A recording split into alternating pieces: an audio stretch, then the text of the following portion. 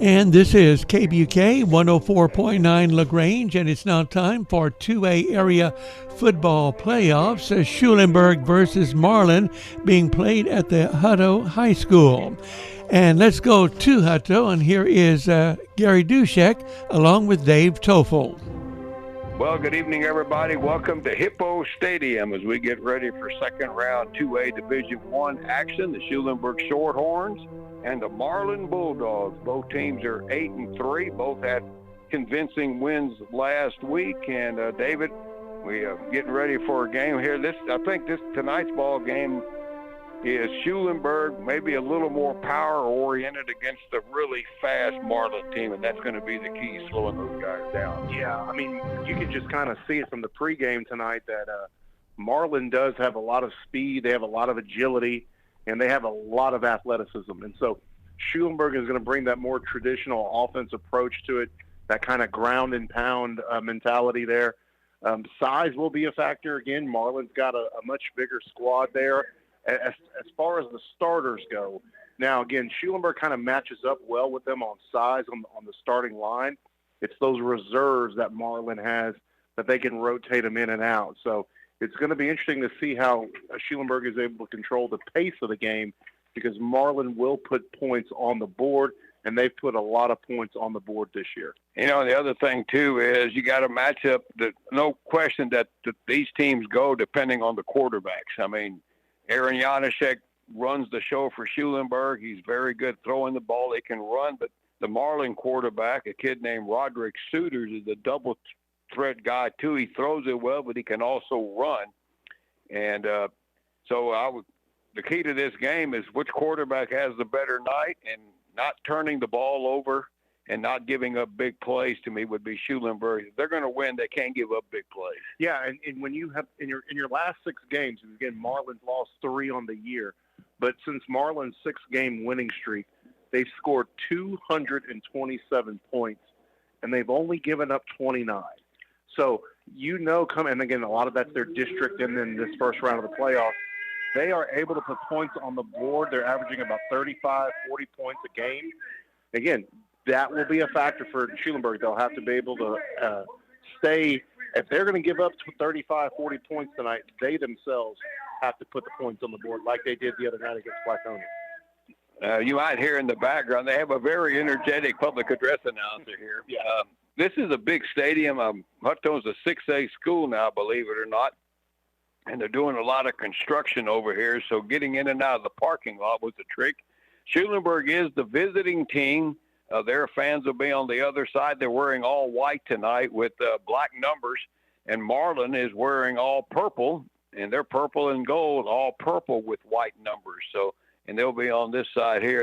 And reality, I mean, the size of this place, the crowd gets swallowed up in the seating here.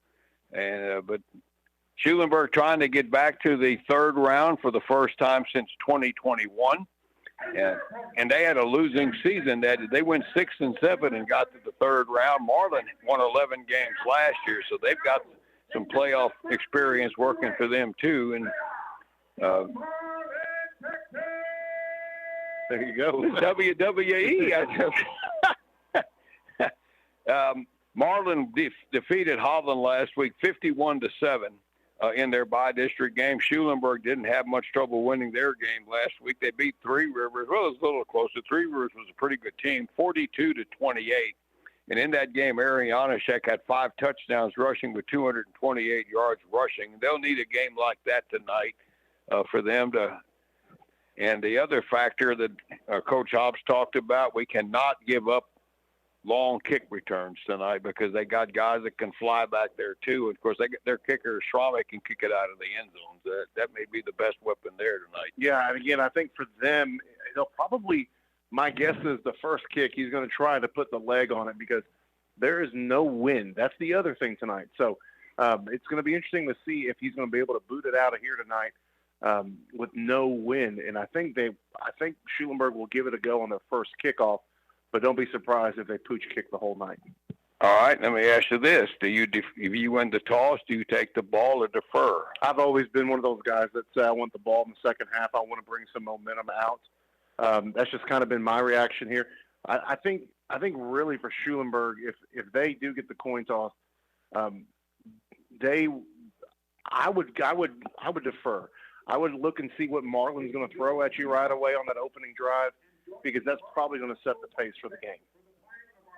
I don't see Marlin starting off the game slow. Yeah. They're going to start off blitzing fast, and I think I'd want to see that first. All righty, we'll take a break and be back to Hutto here in about a minute and a half.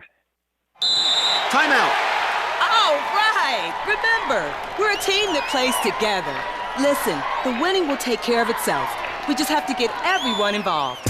In interscholastic sports, we celebrate what makes every one of us unique. And in the pursuit of a common goal, everyone in the huddle, in the bleachers, and in the community comes together. This message presented by the UIL and the Texas High School Athletic Directors Association. Hincher Oil Company is your Cooper tire dealer in Schulenburg. Now through November 30th at Hincher Oil, purchase a set of 4 qualifying Cooper tires and receive a rebate of $100.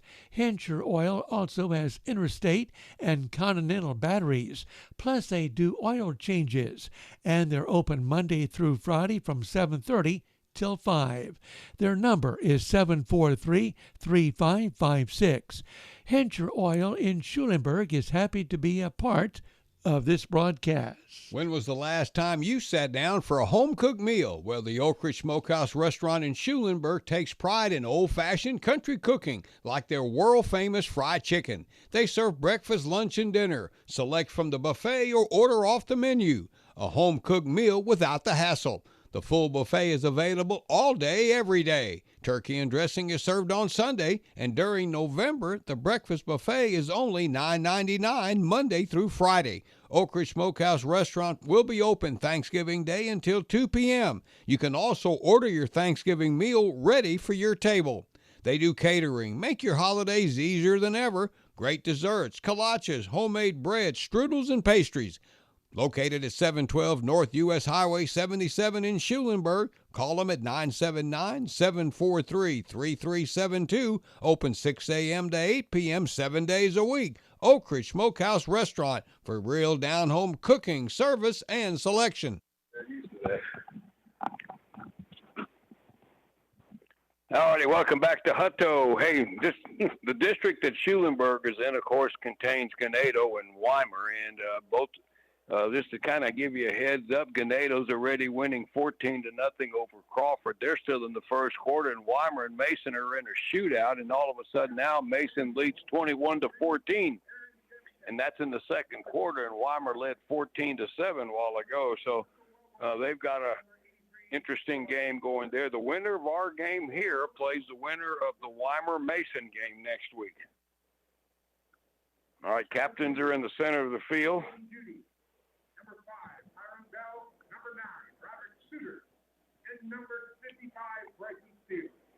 Schulenburg has out Aaron Janusek, the starting quarterback. They also have Marshall Wellborn, one of the linemen, and also big number Roderick Walton, another lineman, and wide receiver Javon Lures, tight end and defense and linebacker.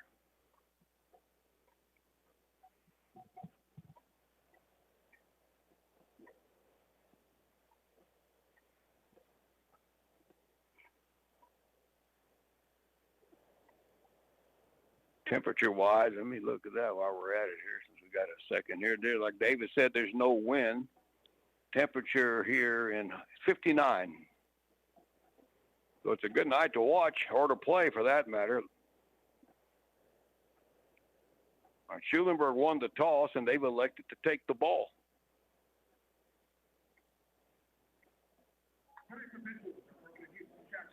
And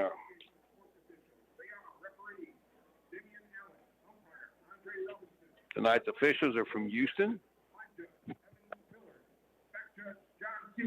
Side judge Paul Stephens, field judge Lonnie Ritchie, your clock operator Bill Holland. 25 seconds. That'd be a fun drive from Houston to get here tonight. Again, you can just kind of the views here in Hutto. You can kind of see the toll road. You can see everything. Yep. Highway 79 to the left. Yeah, this is it's a lot of cars. All right, Schulenburg will receive here, and I guess the best thing here, take the lead early and make them play catch up. Yeah, and I think right now, again, Schulenburg ready. They've got an opportunity here to set the pace. I talked about that before the timeout. They really have to do a good job of protecting the ball. They cannot give this first drive. If you're not going to score, you got to get it at least across the 50, or you can't turn it over because, again, Marlin will air it out,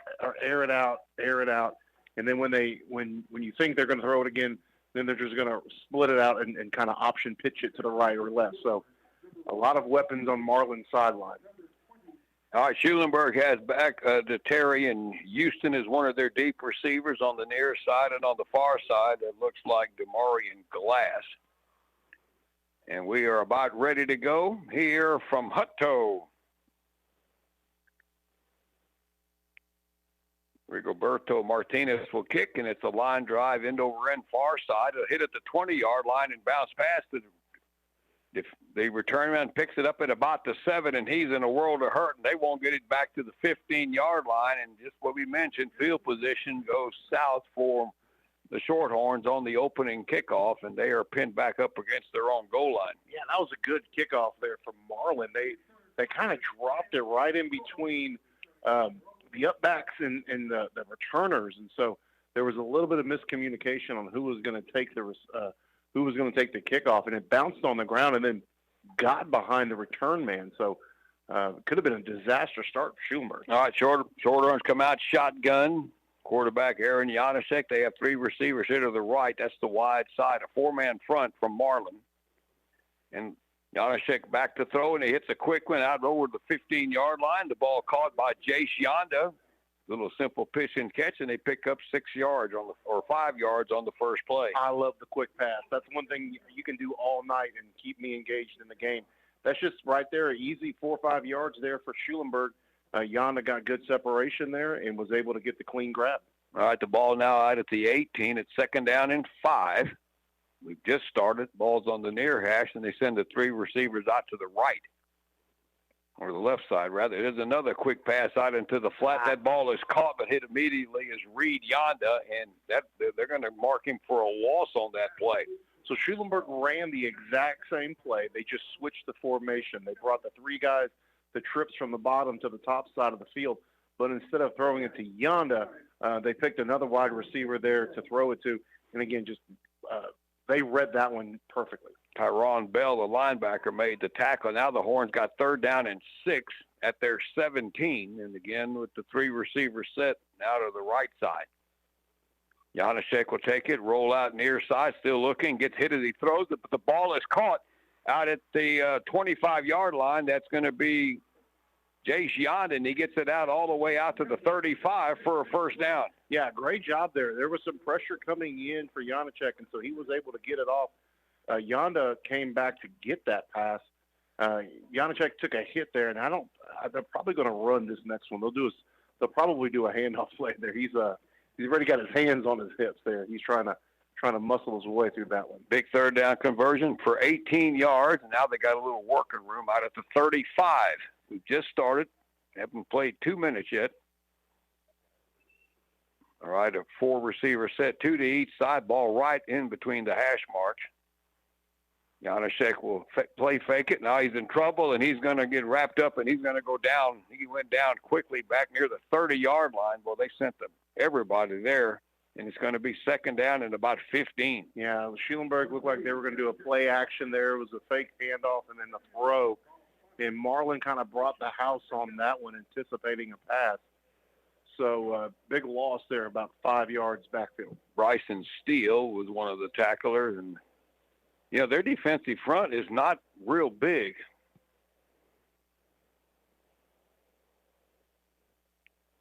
Kayar Young is a defensive tackle. He's also a wide receiver. All right, 2nd and 5. Janasek to throw into duress again across the middle, and the ball is going to be a little bit behind the receiver. Tried to get it to Byron Johnson, but he was well covered, and it's incomplete.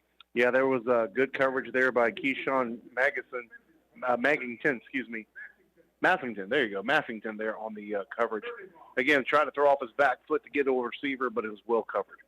All right, 3rd and 15. Janashek facing a lot of pressure early here going back. All right, 3 receivers out and left. 3rd down. They converted a big 3rd down earlier in this possession. Now looks like they're changing the play as he checks the sideline. And there is no play clock. There is no play clock. You're absolutely right. All right, 3rd down. Janashek to throw. He's got some time now. Now he's under pressure. Running right, trying to get to the corner, and he gets shoved out of bounds out at the 30-yard line by Jordan Womack, and the Shorthorns are going to have to punt. Yeah, there just wasn't enough guys there on the scramble, so Schulenburg was under pressure, and Janacek had to look to try to find somebody, but all the receivers were on the other side of the field running deep routes, and so no one was there for the comeback, and Janacek got pushed out of bounds. All right, 4th and 15, and now they will send back Caden Judy, their deep receiver, standing at the 40-yard line. And the punter and the place kicker for Schulenburg, Bryson Schwamick, he's standing back at his 15.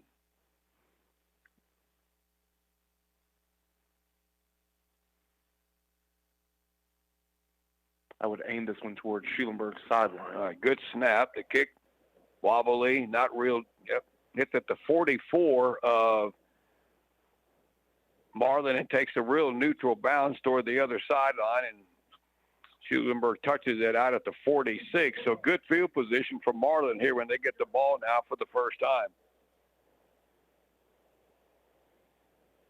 Yeah, Schulenburg was making plays. They were, all their big plays, though, came under duress. So Marlin showed on defense they were bringing the blitz pretty much every time tonight. So you kind of got a glimpse of what Marlin's defense looks like. Now we'll see what their spread offense looks like. It was only a 19-yard punt, so they get the ball at the 46 of Marlin, 1st and 10, and they go spread. And back to throw Suitors, and he throws one across the middle, but it's in and out of the hands, dropped by Avion Evans out at the 50-yard line. Yeah, Aiden Mendez there on the coverage for Schulenburg. He happened to be right there in the middle of the field when the ball was thrown. May have gotten a hand on it or was able to swat it away, but didn't complete pass. All right, they go quickly here. No huddle. 5 receivers set. Empty backfield. Suitors back to throw. Fires one on the far side. That ball is caught. Trying to work his way up the field is Demarion Butler, and he'll pick up about 8 or 9 yards on the quick hitter, and it'll be 3rd down and short. Now, Schulenburg thinks the ball came out the way they're pointing there, but I guess not. 3rd and 1. So it's a 9-yard pickup.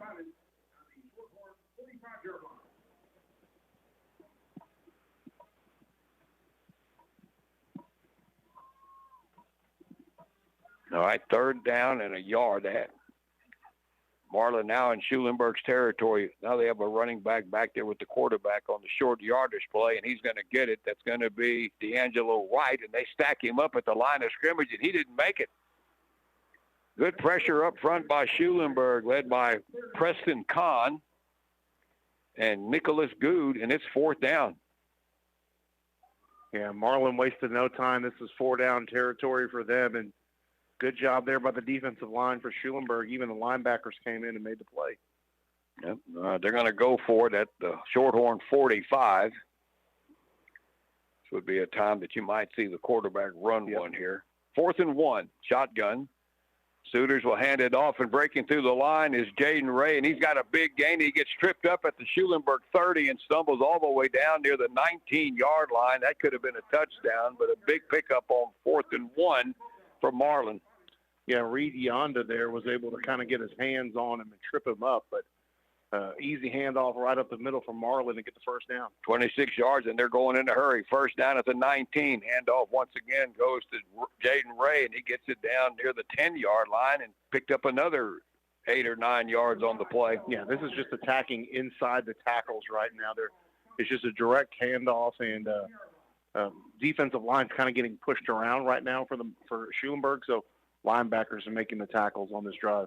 All right, 2nd down. They need about 2 at the Shorthorn 11. Again, they go four receiver set. There is a running back to the right. Now we got movement in the line, and I think this is going to be a false start on Marlin. Marlin's pointing at Schulenburg. Schulenburg's pointing at Marlin, but this one goes on Marlin. Replay second down. Take the 3 yards when you can. And again, right there, they just, I think they got set, and then I think they thought they were going on a quick count. 5:45 to go in the first quarter. Marlin threatening at the 16.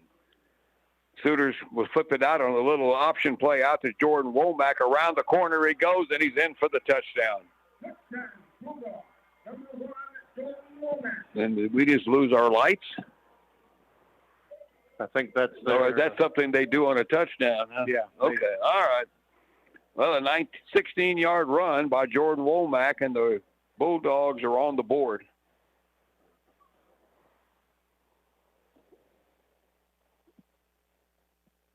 All right, the extra point coming up here by Rigoberto Martinez, the senior. Kick is up, and it is good.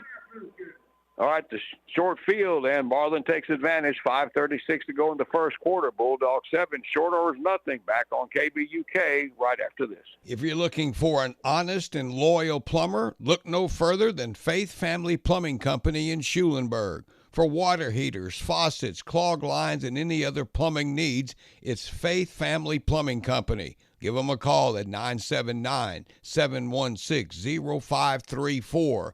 TXRPM number 44066. Faith Family Plumbing Company. They're loyal and honest, and they do top quality work. They're also happy to be a part of tonight's broadcast of the Shorthorn football team, with a special shout-out to number 44, Aiden Mendez. Get your propane delivered on time, every time, from Tex Propane, headquartered in Schulenburg, plus locations in Bastrop and Moulton. They offer a variety of tank sizes, delivery options, tank monitoring, and easy online bill pay. Tex Propane has spent decades helping residential and business customers solve their propane needs, serving Bastrop, Fayette, Lavaca, and Gonzales counties. Call 800-343-7065 or 743-3351. Family owned and operated since 1965. All right, a short kick by Marlin, a fair catch for Schulenburg by Reed Yonda. The Horns will have a little bit better starting spot this time around. They'll get it at the 32-yard line, and down 7-0. The drive was 6 plays, 44 yards, and it was a touchdown run of 16 yards for Jordan Womack. And David, I guess you would think now, do you feel like Schulenburg almost has to answer this right away? Yeah, they got to move the ball here. And, again, they can take as much time as they want, but they got to put some points on the board. All right, the Horns have first down at their 32. They go 2 receivers with a kind of a little slot here on the right side, an odd man line, if you want to call it. Handoff goes to Terry in Houston, and he won't get much as he gets swallowed up as he got to the line of scrimmage. Big number Bryson Steele on the tackle, and they only give him a yard. Yeah, that was a tough yard there to gain for Schulenburg. Somebody's helmet even rolled off, so they're going to jog out. But, yeah, just a handoff right side. Marlin had everybody there waiting on the tackle. All right, second down and 9 at the Shorthorn 33. The ball's on the near hash mark as we have 5 minutes to go in the first quarter. 3 receiver set. Janacek rolling left, fires, got a man wide open at the 35. That's Johnson, gets it up the sideline and out of bounds for a first down out near the 44-yard line. So a good pickup there. Janacek to Johnson. Yeah, and John, that was just, again, throw to the top side of the field. Was able to get some separation there between the defender. And right there, just a good first down that Schulenburg needed on this drive. 11-yard pickup. They have it now at the 44. They're into the field. Ball's on the far hash. 4 receiver set, 2 to each side. Three-man front for Marlin right now out of the shotgun. Janacek will play fake. Fires one across the middle. The ball caught by Jay Shonda, and he'll have another first down in Marlin territory all the way inside the 45-yard line. Yeah, good catch by Yonda there. He had about 3 guys on him, and that was threaded perfectly for him. Janacek to Yonda. That was just a good catch right there, and right across the middle of the field for the first down. 16 yards, back-to-back first downs. for Schulenburg, and now they're at the 40 of Marlin trying to tie this game up.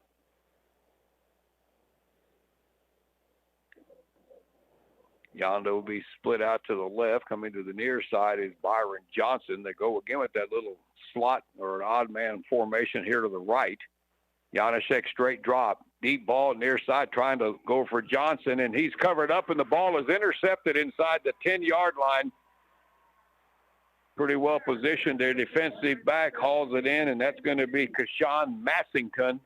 And the Shorthorns turn it over inside the Marlin 10. Yeah, not much Johnson could do there. The ball was a little overthrown, but the defender was in front of Johnson, and so he tried to get around him to make the grab, but ended up tripping and making the interception there. So tough break for the Horns. They were moving the ball real well. So Marlin will take over, second possession, starting this time at their 9.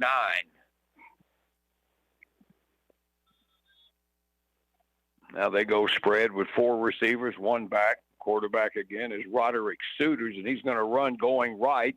Tries to get out to the sideline and gets around to the corner, but he gets wrapped up there as he crossed the 10-yard line, maybe 3 yards on the play. A lot of guys out there for Schulenburg helping out on the tackle, including Preston Kahn again and some of the defensive backs.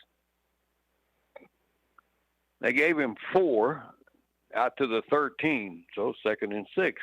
Yeah, and he worked hard for that 4 because there was like 4 Schulenburg with Shorthorns right there to help on to make the tackle. Second down. All right, 2nd and 6. Again, a 4-receiver set. Ball's on the far hash.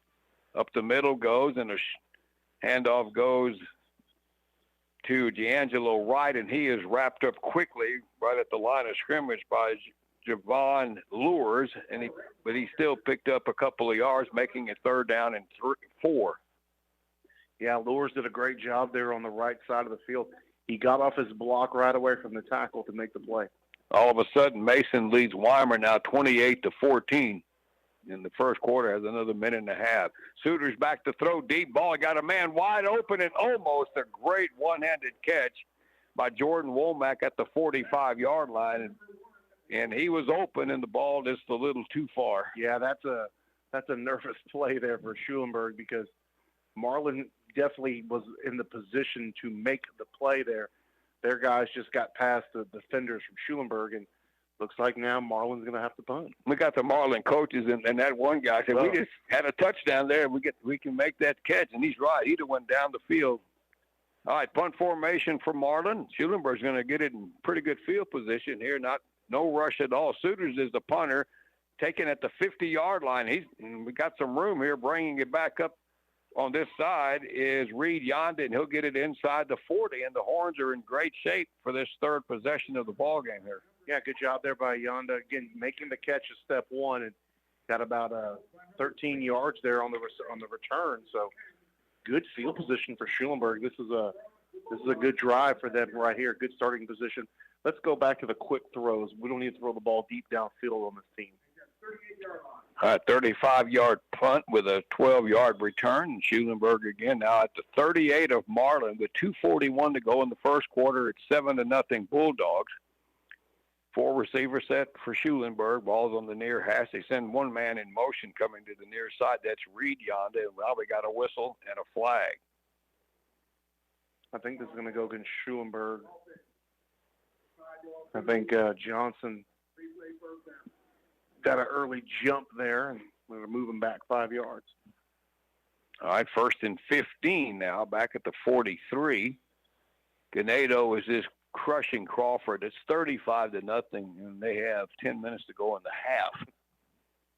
But the Weimar game, well, now the Wildcats have scored. It's 28-21 with a minute left in the it says first quarter, and there's no way they scored 49 points. And, well, maybe they did back and forth, but that game started half an hour before this one did.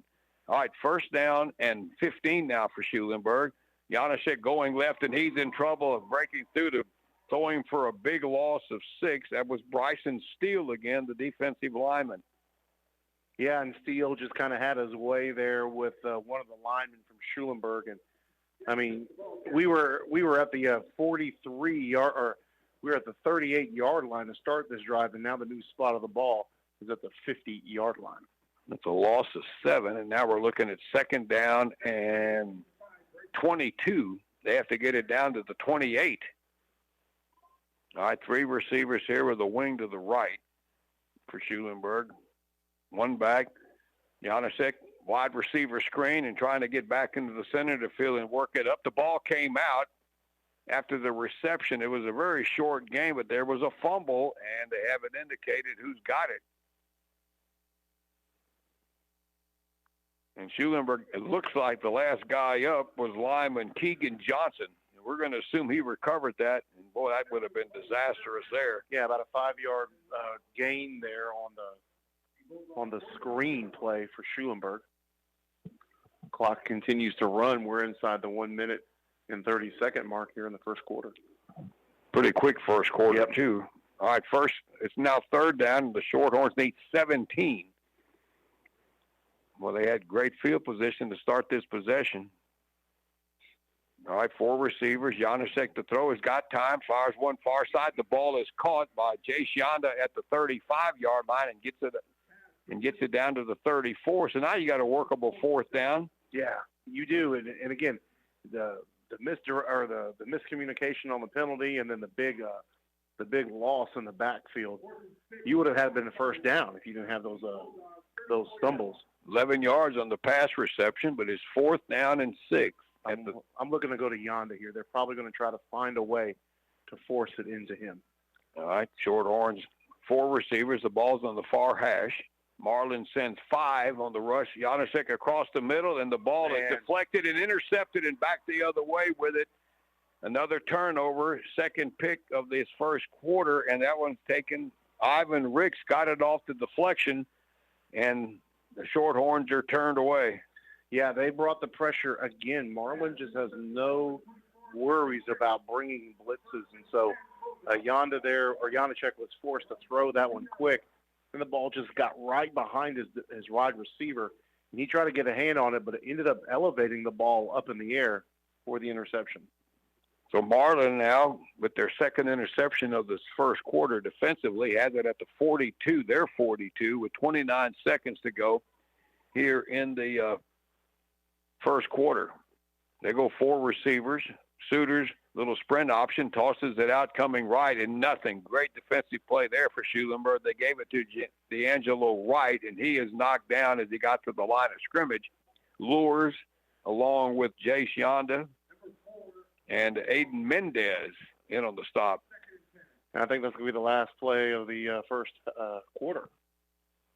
They're going to let the Marlin doesn't look like they're in any hurry to run one here. So 1 quarter in the books here in Hutto. The Shorthorns have 2 turnovers, down 7-0. We'll be back right after this in about 60 seconds on Have KVLG. you heard about the Fiber 5 build-out project by Colorado Valley Communications? Over the next 5 years, they are continuing to expand their fiber-to-home network to residents in their cooperative service areas. The project is expected to be completed by 2028, so you have time to sign up. For details or to see if your home falls in one of the selected areas, visit cvctx.com/fiber buildout. Don't wait to upgrade your internet connection with fiber service from Colorado Valley Communications. At Fayetteville Bank, we're more than just your bank. We're your friends and neighbors. With personalized service, competitive rates, and local expertise, we're here to help you reach your financial goals. Whether it's a home loan, business support, or everyday banking, we've got you covered. Fayetteville Bank, where relationships matter. Visit us today in Fayetteville, LaGrange, or Schulenburg and experience banking with a personal touch. Trust local, bank local. Fayetteville Bank, member FDIC, and equal housing lender. All right, welcome back to Hutto. It is second down and about 10 here for Marlin as we start the second quarter. Suitors back to throw, far sideline. The ball caught, stepping out of bounds immediately after the catch was Arik Smith-Shelley, but not a big gain, about 4 yards on the play, and it'll be third down. Yeah, Briddick was right there to provide coverage for the defense. And so as soon as he made the catch there, he ran out of bounds. All right, 3rd and 6 for the Bulldogs at their 46. This is a big third down. Shorthorns with a 4-man down front. low snap. Suitors picks it up. Now he's running for his life, and he just throws it into the bench of Schulenburg. And the low snap and a big rush by the Shorthorns, and I think that was Lures that got in there, and he threw it away, and it's 4th down. Yeah, good job there by the defense. Again, they were right place, right time, and so you're going to have miscues like that. You're going to have penalties. You're going to have low snaps, and another opportunity for for Schulenburg to get some yards. All right, expecting a punt here from Marlin. They have 4th and 6 at their 46. They're in punt formation. Reed Yonda, the return man on the 25. Kick is away by Suitors. Wobbly kick. Taken and going straight down with it at the 28-yard line and on their punt return and fair catch. And the Shorthorns get the ball back inside their 30. Aiden Byer there and Bryson Steele having a friendly physical. Yeah, and it looked almost looked a little too late for Mr. Steele. Might have gotten away with it. I think he did. I think Byer had every chance to say, "Where's the flag?" All right, the Horns have it at their 28. They've turned it over the last 2 possessions. Put a man in motion coming to the near side. That's Houston, and Janusek, the quarterback, keeps it around the right side, off tackle. Good pick up there on 1st down, and he got 9 yards. That's a good play right there. Again, Marlin's expecting a lot of passes tonight from Schulenburg. So anytime the direct snap student body right play is available there, he had a big gap there. They blitzed on the right side of the field. Schulenburg ran to the left side. All right, 2nd down and short. They only need a yard here now at their 37. Early in the 2nd quarter, it's a 7-0 Marlin lead. Tight end set to the right. One back with the slot man, and Janusek runs it behind that power side, and he's got a 1st down all the way out near the 43-yard line on this. It's basically a power right play for the quarterback. I like that formation because I was watching down here, and Reed Yonda was all by himself in single coverage. So if they can run that formation later, Chase Yonda. If Jace could be right there and they can throw that right to him, he could probably get it for a big chunk of yards. All right, 7 there. 1st and 10 Shorthorns at their 44. Again, now they're going really tight formation, double tight end with the wing to the right with one back in the back. Split backs under his center with an odd man line, and they toss it going right. Houston, and he cannot get to the corner, and he's stacked up after a gain of maybe a yard on that play going to the right. And out there, Jordan Womack was the first guy to meet him, along with Christopher Sherman. Yeah, that was a tough break there for Schulenburg. They were trying to bounce it out. They were trying to bring all the defenders in and then bounce it outside of the defensive line, of the defensive ends. And so Marlin read that play perfect, and Schulenburg fought hard for 1 yard. All right, the Horns now back to spread. 4 receivers, 3 left, 1 to the far side, and that is Jay Shonda over there. You got Houston on the near side with Reed Yonda. 1 back with Janusek, back to throw. A little quicker and across the middle, went off the hands and through the hands of Reed Yonda at the 15. Luckily, it landed behind him incomplete because there was 3 purple jerseys right around there too. So it's incomplete. Now they got 3rd and 9. Yeah, that ball was high. And again, I think the intended receiver on that one was Brennick. And so that one was a high pass there that they tried to get down, but he just wasn't able to do so. Mason is 35-21 over Weimer at halftime. All right, 3rd down and 9 now at the 45 of Schulenburg. Quick pass across the middle of the ball caught by Jay Shonda, and he's going to have it down inside the 45-yard line. That's going to be good for a 1st down. Yeah, again, that one was wide open for Schulenburg. Again, Marlin had 2 guys in coverage. They're kind of double-teaming Yonda right now, and again, he made a good catch. Gets the 1st down, and he heads to the sideline for a quick breather. 10 yards, 1st and 10 at the Marlin 45. It seemed like the slants have been their best option here. All right, Schulenburg goes with a wing to the right. odd man line right. Janaszek is under center with split backs, gives it to Houston, going right, finds a crease inside the 40 all the way down near the 36-yard line and picked up a quick 9 there. Running to that odd man line side, a good pickup on first down. Oh, man, I thought they were going to give us the first down there. They're going to give us 1 yard to go. But, again, nice run there by Houston, and 9-yard gain on that run. All right, 2nd and a yard at the Marlin 36. Byron Johnson is split to the near side. Again, Janaszek under center, the odd man line to the right, tied in with a wing. Handoff going right is Ellison, and he has the first down inside the 35, and the Horns move the chains. Yeah, Ellison's just kind of plowed over anyone and everybody in his way, and the junior got the first down. And, again, short yard situation. We just got to get the first down. All right, 1st and 10 now at the 34 of Marlin as we're 7:40 to go here in the first half. It's a 7-0 ball game. Marlin scoring on their first possession. Janaszek, play action. He decides to keep it. I think that was just more or less a zone read play, and he's not going to get much up the middle, maybe a yard if he got that much. And the Horns are going to have 3rd and long here. Yeah, again, 1 yard gain there coming back from the first down, and again, just trying to plow up the middle. Marlin's tired. There's no doubt about that. But even with them being tired, they're still a very strong bunch. All right, 2nd down, and we'll make it 9 at just near the 33 of Marlin. Now Schulenburg goes 4 receivers on this formation. Janaszek back to throw. He's got some time across the middle. The ball caught by Yonder, breaks the tackle at the 20, gets it to the 15, and then he's thrown down rather rudely by a couple of defensive backs, but a big pickup and a first down at the 15-yard line of the Bulldogs. Yeah, again, Yonder tonight's been targeted a lot for those type of plays, and they always used to say, going over the middle is a way to get hurt, but Yonder finds a way to make the catch, duck down, avoids the hard contact. He still gets hit, but he doesn't take the hard contact like you would see guys coming across the middle. Got 18 on that one. First down now at the Marlin 15-yard line. Byron Johnson will be out right. They have a wing to the near side. That looks like Brennick.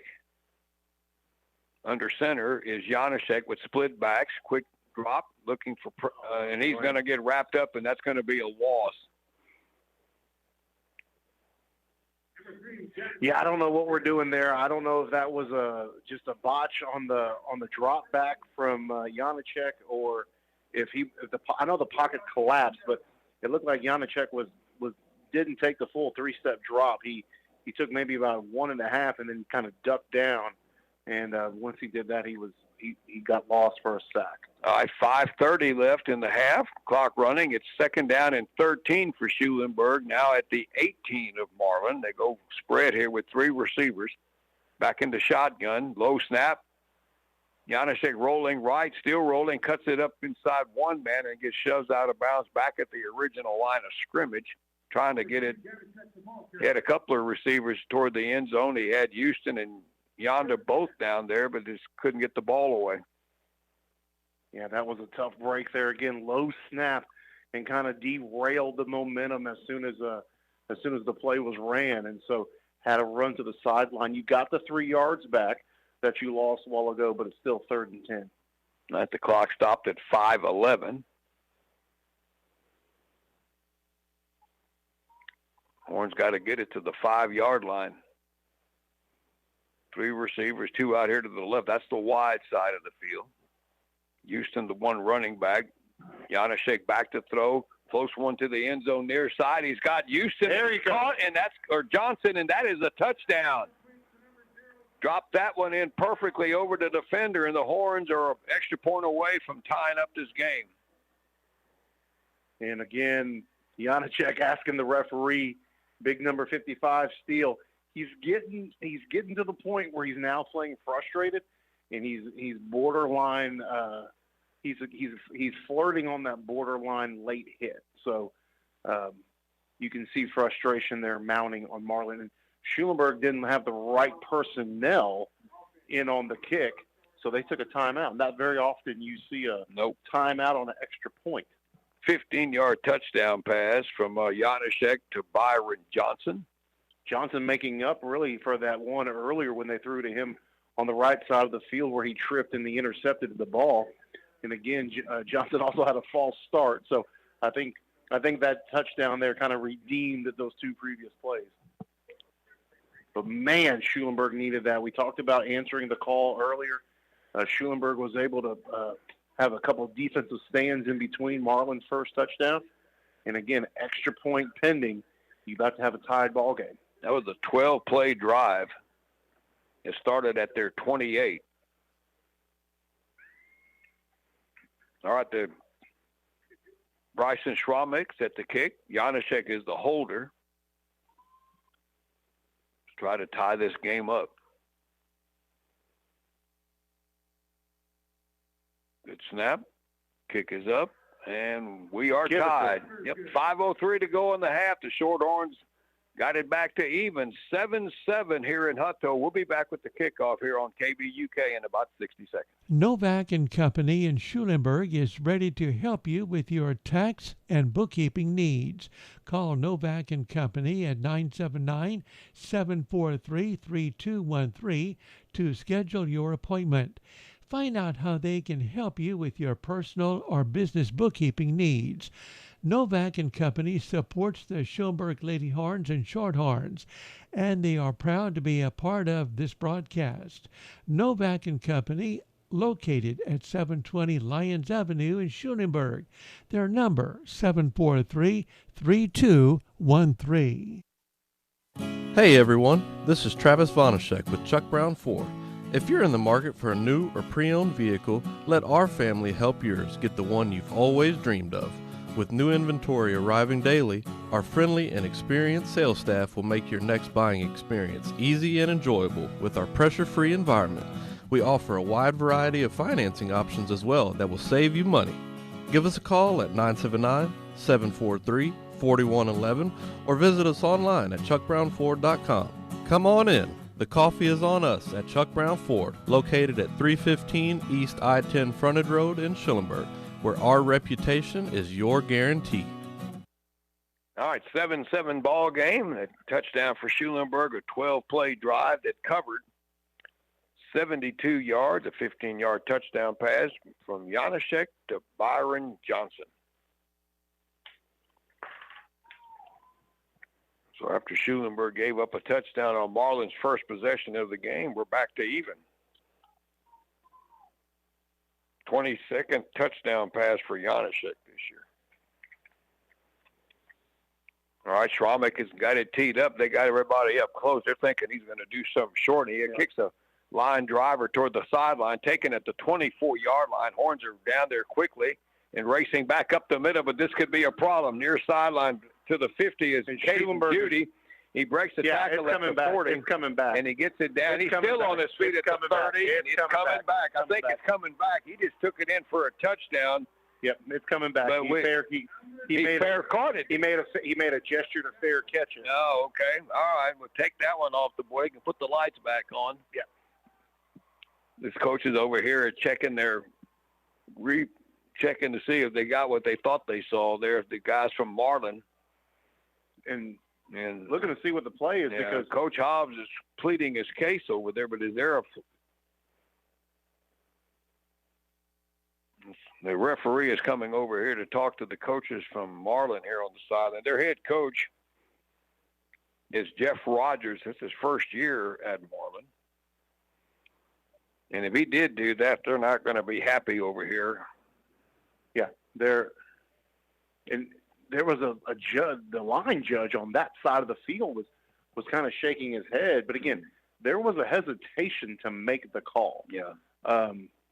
And so they're saying on that side of the field, he made a gesture to fair catch it. Well, if it did, it's going to nullify a 70-yard kickoff return. The only thing I can see happening in situations like that is when you're trying to make an adjustment on a pooch, you sometimes toss out your arms to make the catch. maybe he thought that was a fair catch, but Schulenburg just needs any help they can get right there. Well, one way or the other, somebody ain't going to be happy with this, because if they change this call, and it looked like the Schulenburg coaches saw that right away, the way they were pleading their case over there.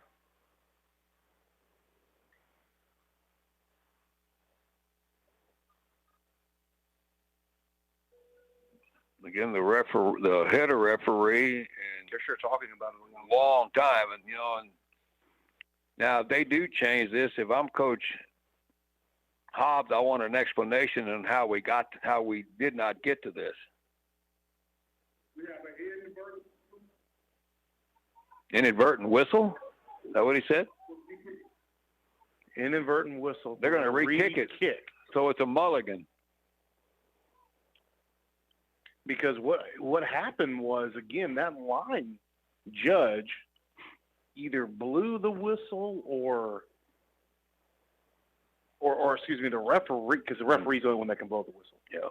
So I'm thinking the referee blew the whistle because he thought the line judge said he was down, and I don't think he was. So if I'm Schulenburg here, I'm kicking this thing over there to Wells Fargo. Yeah, and in reality, three things could have happened, and one of them would have been bad for Schulenburg, and two of them were bad for Marlin, and that was the inadvertent whistle. That was one of the things that hurt them there. So Schulenburg will gladly re-kick. And here's Schramek. He went for the big one on that one, and that sails all the way into the end zone on the fly for a touchback.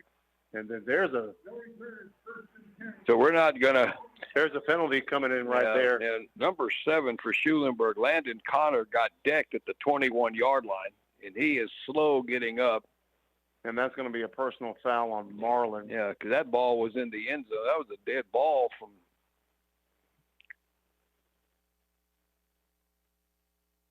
Of course, the question is, did anybody in the striped shirts see it? They did. Well, there's a flag right there. Okay, yeah, there's one at the 32. So a do-over, if you want to call it that, on the kickoff, an inadvertent whistle. Yeah, this one's there's gonna be a 15-yard penalty here against Marlin, and I don't know if they're going to call that targeting. They every bit could call that targeting. Okay. Well, Landon Connor walking off now. So it's going to be interesting to see what they call that, because that was a dead ball. That was a personal foul. The ball was in the end zone, and you get clocked.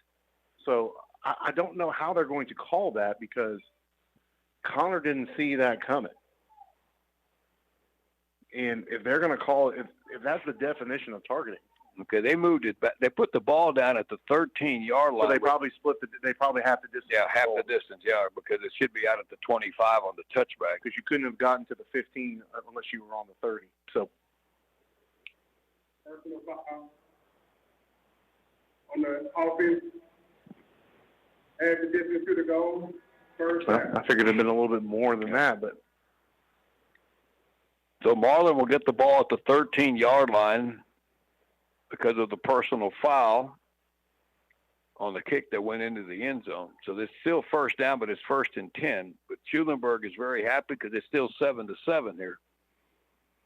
All right, handoff coming left, breaking into the clear. Big gain from Tyron Bell all the way out past the 20 and the 25-yard line, and that's going to be a first down on that first down play.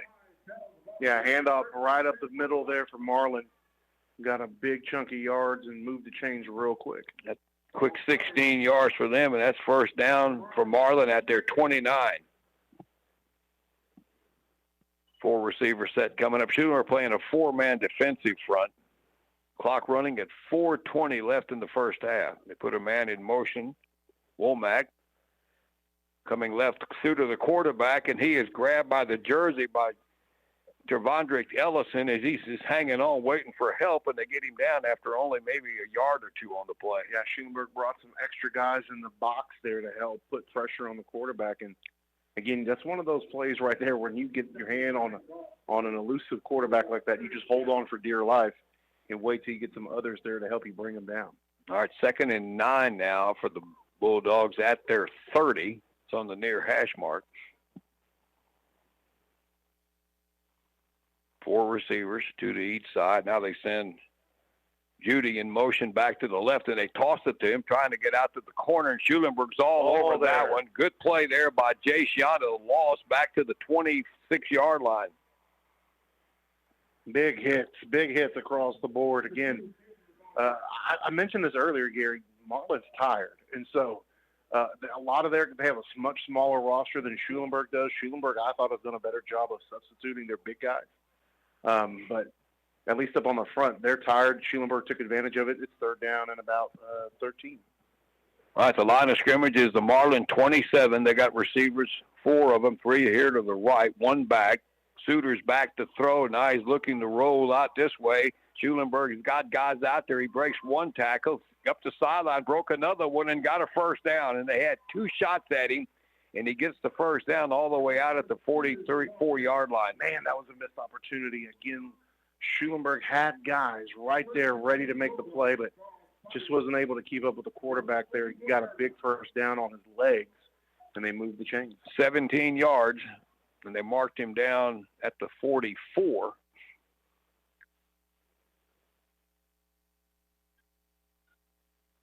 They got single coverage on top. I wouldn't be surprised if they're going to chunk it left sometime soon. Clock running, 2:25. Handoff coming to the right is Tyron Bell, and he'll get about 5 or 6 yards out near midfield.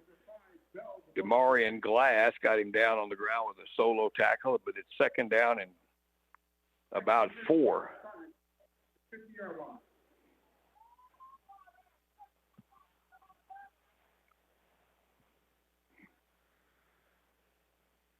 Marlin's got all 3 of their timeouts. Schulenburg has 2.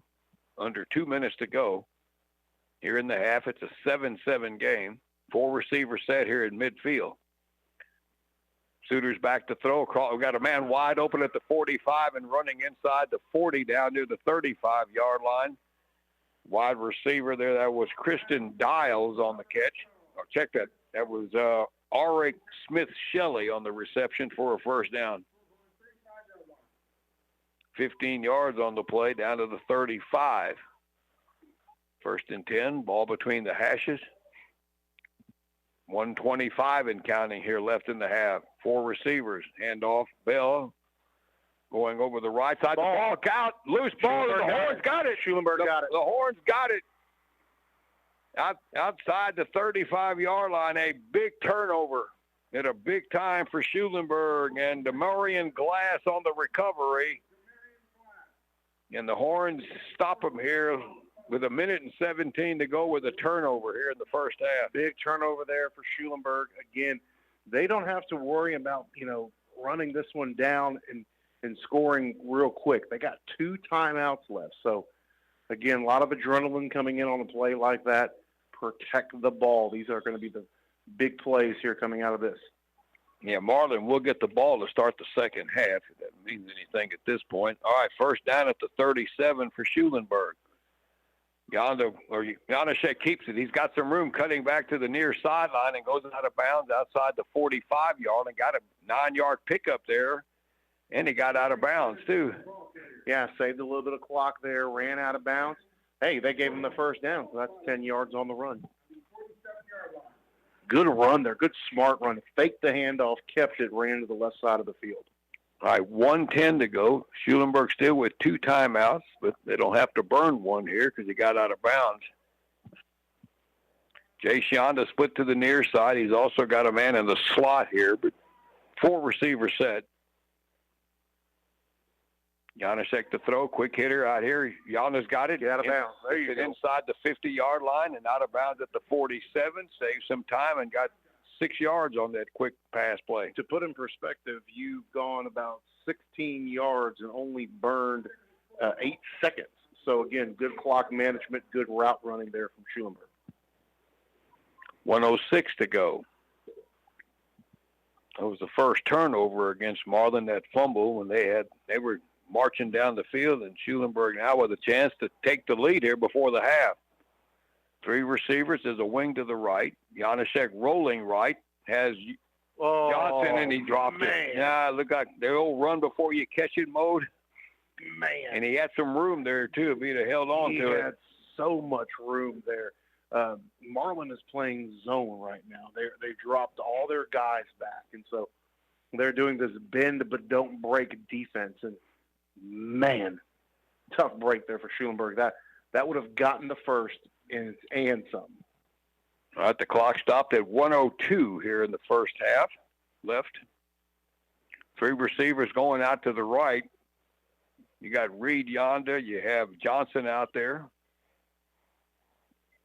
Janashek pump fake, and he's in trouble, and down he goes back in Shorthorn territory as he's sacked on a quick rush by Kayar Young, and now it's going to be should be fourth down. Yeah, 4th down and 11. Well, that changes things there. And we got a timeout. Marlin taking a timeout here with 51 seconds to go. It's a 7-7 game here late in the first half. We'll take a 30-second break here in Hutto and be right back. Leon's Electric and Plumbing wants to earn your business. Call Leon's, ask for me, Brett, and I'll come by and give you a free estimate to upgrade your home to a super efficient Trane heating and cooling system. Why Leon's? We've been around over 60 years. Our installers are factory trained. We don't take shortcuts. We guarantee what we do and take pride in our work. High-efficiency Trane equipment and a first-class installation is what you can expect if you allow us to work for you. Financing options are available subject to credit approval. See store for details. That's Brett at Leon's. Remember, it's hard to stop a train. License TACLA 010545C. All right, 51 seconds to go. Shorthorns are going to have to punt it away. They have 4th and 11 at their 46 after the sack. Bryson Schromick is the punter, and I would assume he's not going to kick it right to Caden Judy because we know what he did a while ago on that kickoff return that was brought back for the inadvertent whistle.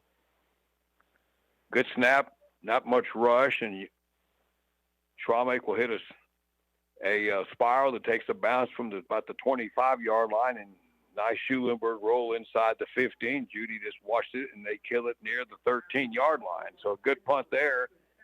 With 38 seconds left, the Bulldogs have to go 87 yards here if they're going to put some points on the board here. There's a penalty down there at the 40-yard line. Looking to see who's going to be the culprit here.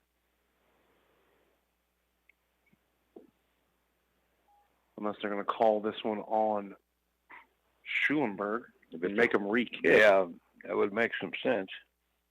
Holding on the kicking team. 10-yard penalty. Free kick. Wow. Man, that's not good. No. So Schulenburg now will kick it the line of scrimmage. They'll be back at their 36.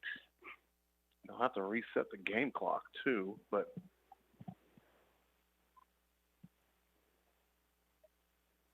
because that was a pretty good punt. And so now Schulenburg has to move back 10 more yards there on this kick.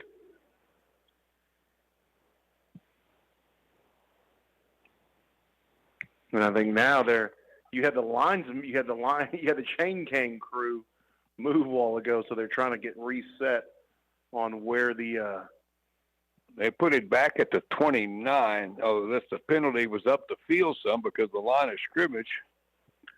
I'm not sure. The line of scrimmage was the 46, so something doesn't add up here.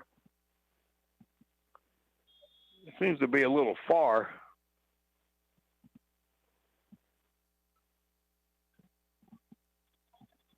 And now we get flags flying again, and it's going to be a false start. This is going the wrong way here for the Shorthorns here.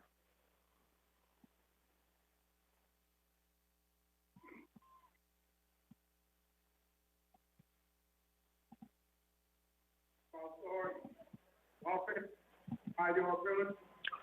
Replay 4th down. Okay, another 5-yard penalty against Schulenburg. 15 yards of penalties here. The chain gang is all fouled up where they're supposed to be with the chains. They're supposed to move. Yeah, they did because we're nowhere close. And they moved twice. Yeah. We're nowhere close to where. Now Schulenburg kicking from back at the 25. I don't know That's a wobbly kick. Hits at the 20, and takes it on a bounce, and he's down the sideline. 30, 25, and he stepped out of bounds. I have no idea why we're kicking there. We should have kicked it towards the out of bounds or to a sideline. But, man, I mean, you basically get the ball right back at the line of scrimmage. And now they got 27 seconds left. And he caught that on the bounce on the run. Yeah. And with a big return, and now they're set up at the 27-yard line of Schulenburg.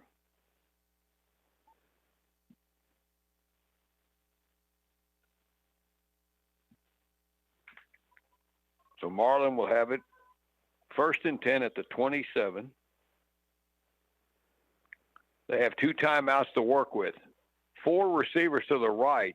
Suter's back to throw under pressure, fires, and he's got a man wide open at the 17-yard line. And out of bounds near the 14-yard line is Demarion Butler as he's forced out by Aiden Byer, and that's going to be a first down. Yeah, tough break there. Schulenburg, again, playing a zone defense there, and Marlin just got in between the coverage and got the easy and again, Schulenburg didn't blitz. They only had 4 on the line.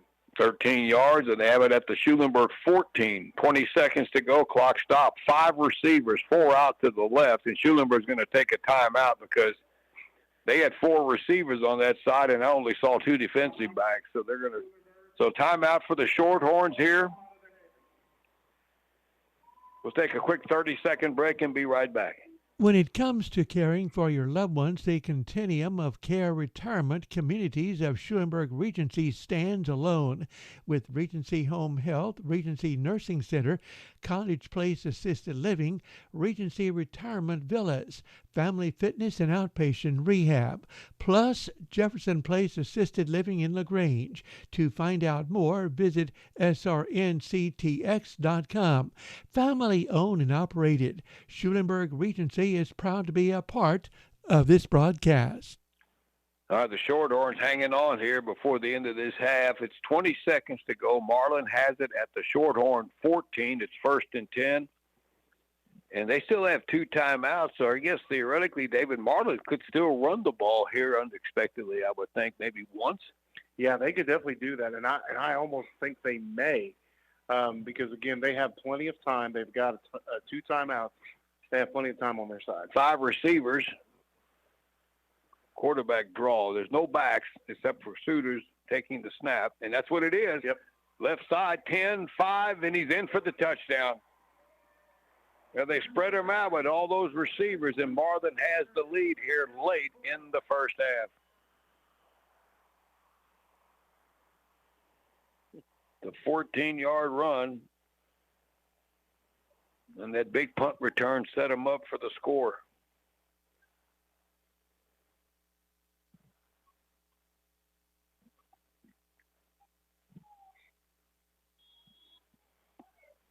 All right, here's the extra point attempt by Rigoberto Martinez.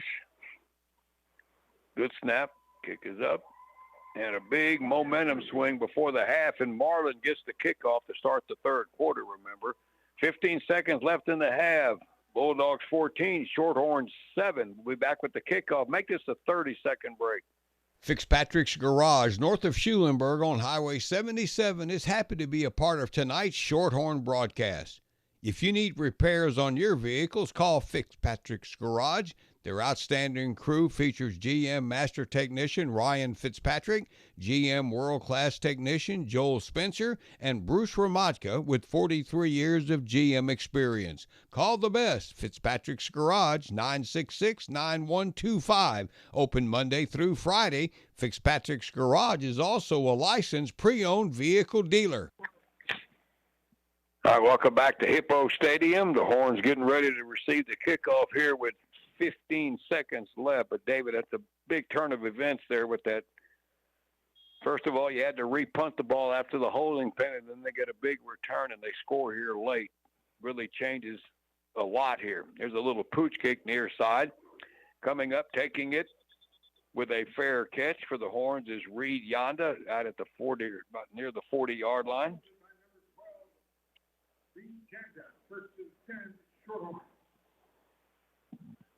All right, they have it at the 40 with one timeout and 15 seconds. Do you get brave here, maybe just take a knee and go to the dressing room, or how aggressive do you want to get? Well, here? you've already thrown 2 interceptions today, so yeah, I would be very careful. If you're going to do any kind of pass here, I probably would go with a screen if that's what you were looking to do.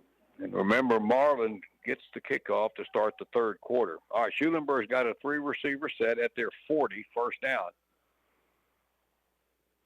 Janacek back to throw. He's under some pressure, rolling out right, still has it, still rolling, fires, and he short hops one to Byron Johnson out near the 45-yard line, and that burned a total of 8 seconds. It'll be second down here with 7 seconds to go. Yeah, not much there.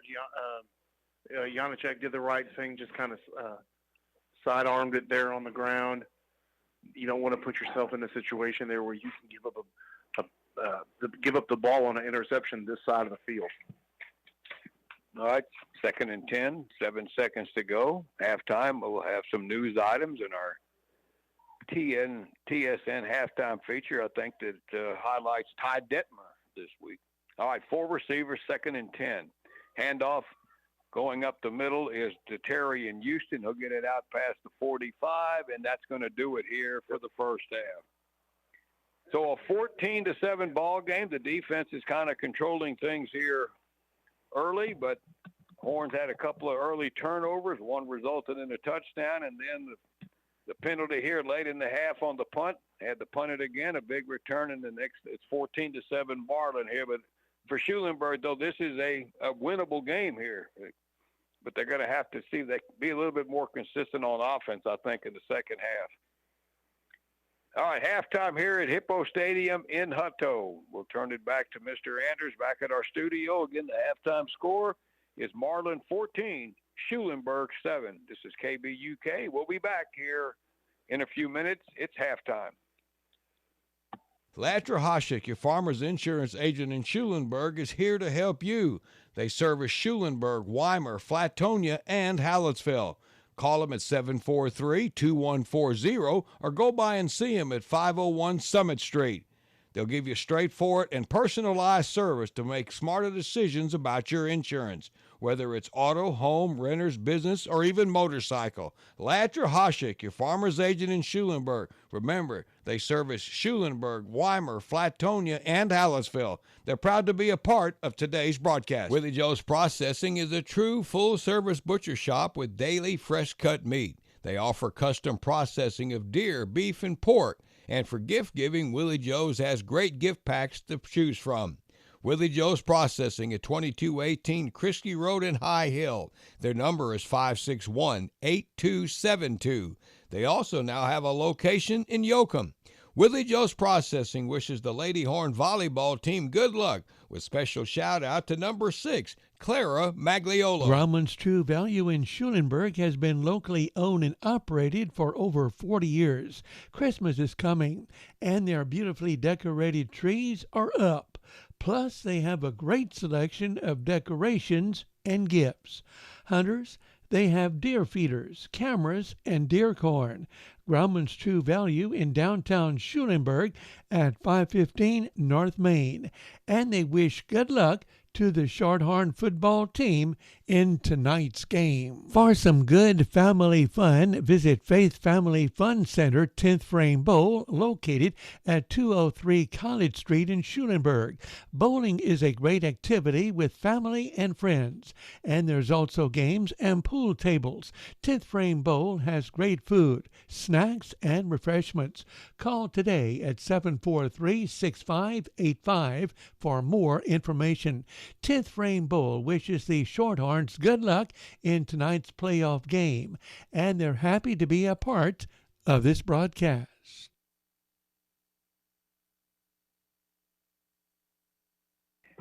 Howdy, welcome back to Hutto. We're at halftime, 14-7, as the Marlin Bulldogs scoring a late touchdown in the second quarter to take that touchdown lead in at the half. That came with 15 seconds left, and Schulenburg had a couple of interceptions early in the ball game. Marlin scored with 5:36 to go in the first quarter. A 16-yard run by Womack made it 7-0. That was a 44-yard drive that covered 6 plays. In the second quarter, Schulenburg tied it up on a Janaszek to Byron Johnson 15-yard touchdown pass. A good drive of 12 plays and 72 yards. That happened with 5:03 left in the half, and the Schromick extra point tied it up. But then the late touchdown here before the half from Marlin gave them the lead. Schulenburg punted, and they got a good return from Caden Judy, returned it all the way down to the Schulenburg 27, and 2 plays, and they scored. It's a 14-yard touchdown run by the quarterback, Roderick Suiters, and they got the extra point. That's where we are, 14-7 here at halftime. So, David, what does Schulenburg need to do here in the second half? First of all, Marlin gets the ball to start the third quarter. Well, second half, really, for Schulenburg, they've got to do a couple things. Number one, they cannot turn the ball over. They had 2 interceptions in the first quarter that really was derailing some of the yards that they were chewing up to get to that spot. And one of those picks turned into a touchdown. That's number one. Number two, they have to do a better job of kickoffs and punts. Those have really been yards, big gains for Marlin tonight is their special teams ability, and that's just because how elusive they are. So whether or not we need to change to a rugby-style kick or we just need to sky-high the punt, because you can't just kick it directly to I think it's Massington. You know, he's been their playmaker on that side of the ball. So you have to do a better job there. And then the other thing too is you have to put more points on the board. And so Schulenburg tonight has gone. They were 30 yards on a drive, 35 yards on a drive, and then we were met with penalties and then we were met with a sack and that kind of thing. You have to minimize the loss of yards, and again, you have to put points on the board. Marlin gets the ball first in the second half. You have to make sure they don't score on the first drive. The other thing is, that to me would be the big thing. If they go down 2 scores, they're in trouble. Schulenburg would be. You talk about the interceptions in the first quarter. The Shorthorns turned the ball over in Marlin's territory. And then the second interception, both interceptions occurred in Marlin's territory. One was an overthrow and one was a deflection. So Schulenburg gave away at least maybe a touchdown there because of the turnovers in the first half. So, again, but Marlin gets the ball to start this third quarter, and this will be a critical possession, I think, for Schulenburg. And things are not going well for the Wildcats now. In fact, that game may be close to being over. 42-21, Mason. Now, they show 0 time left in the fourth quarter. That would be a 2-hour ball game, and I don't know if they could play it that fast, but they both run the ball almost exclusively, so maybe. So if that's the case, Mason gets the winner of this game next week.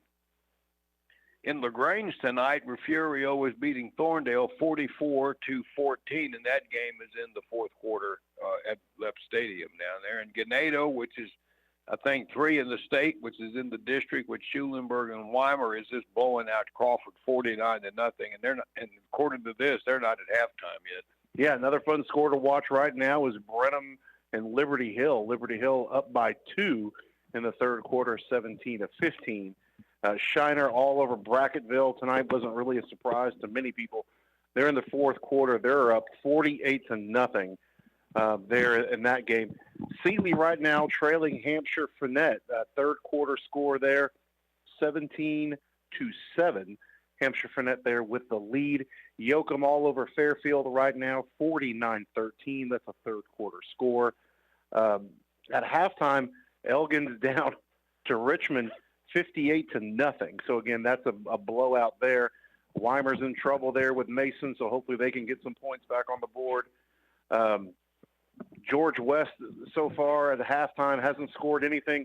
Lexington 41. Man, Lexington always finds a way to come on strong. Yeah. District and then going into the playoffs. Yeah, they're a pretty solid program there. Navasota's up by 7 at the half.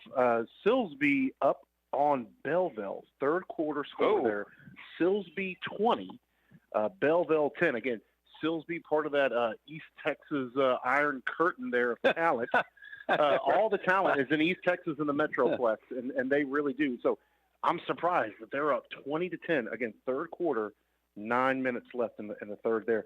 And then Bastrop, my Bears, they're trailing Fort Bend Marshall 24-10 at the half as the kick here in the third quarter. All right, here's Schromick's kick to get this third quarter underway, taken inside the 5 on the far side. That's Judy coming back up with it, gets it out to the 20, and a good job of their coverage by Schulenburg, only a 20-yard return. And Marlin will get the ball at around their 22-yard line, and one of the tacklers was Nicholas Good.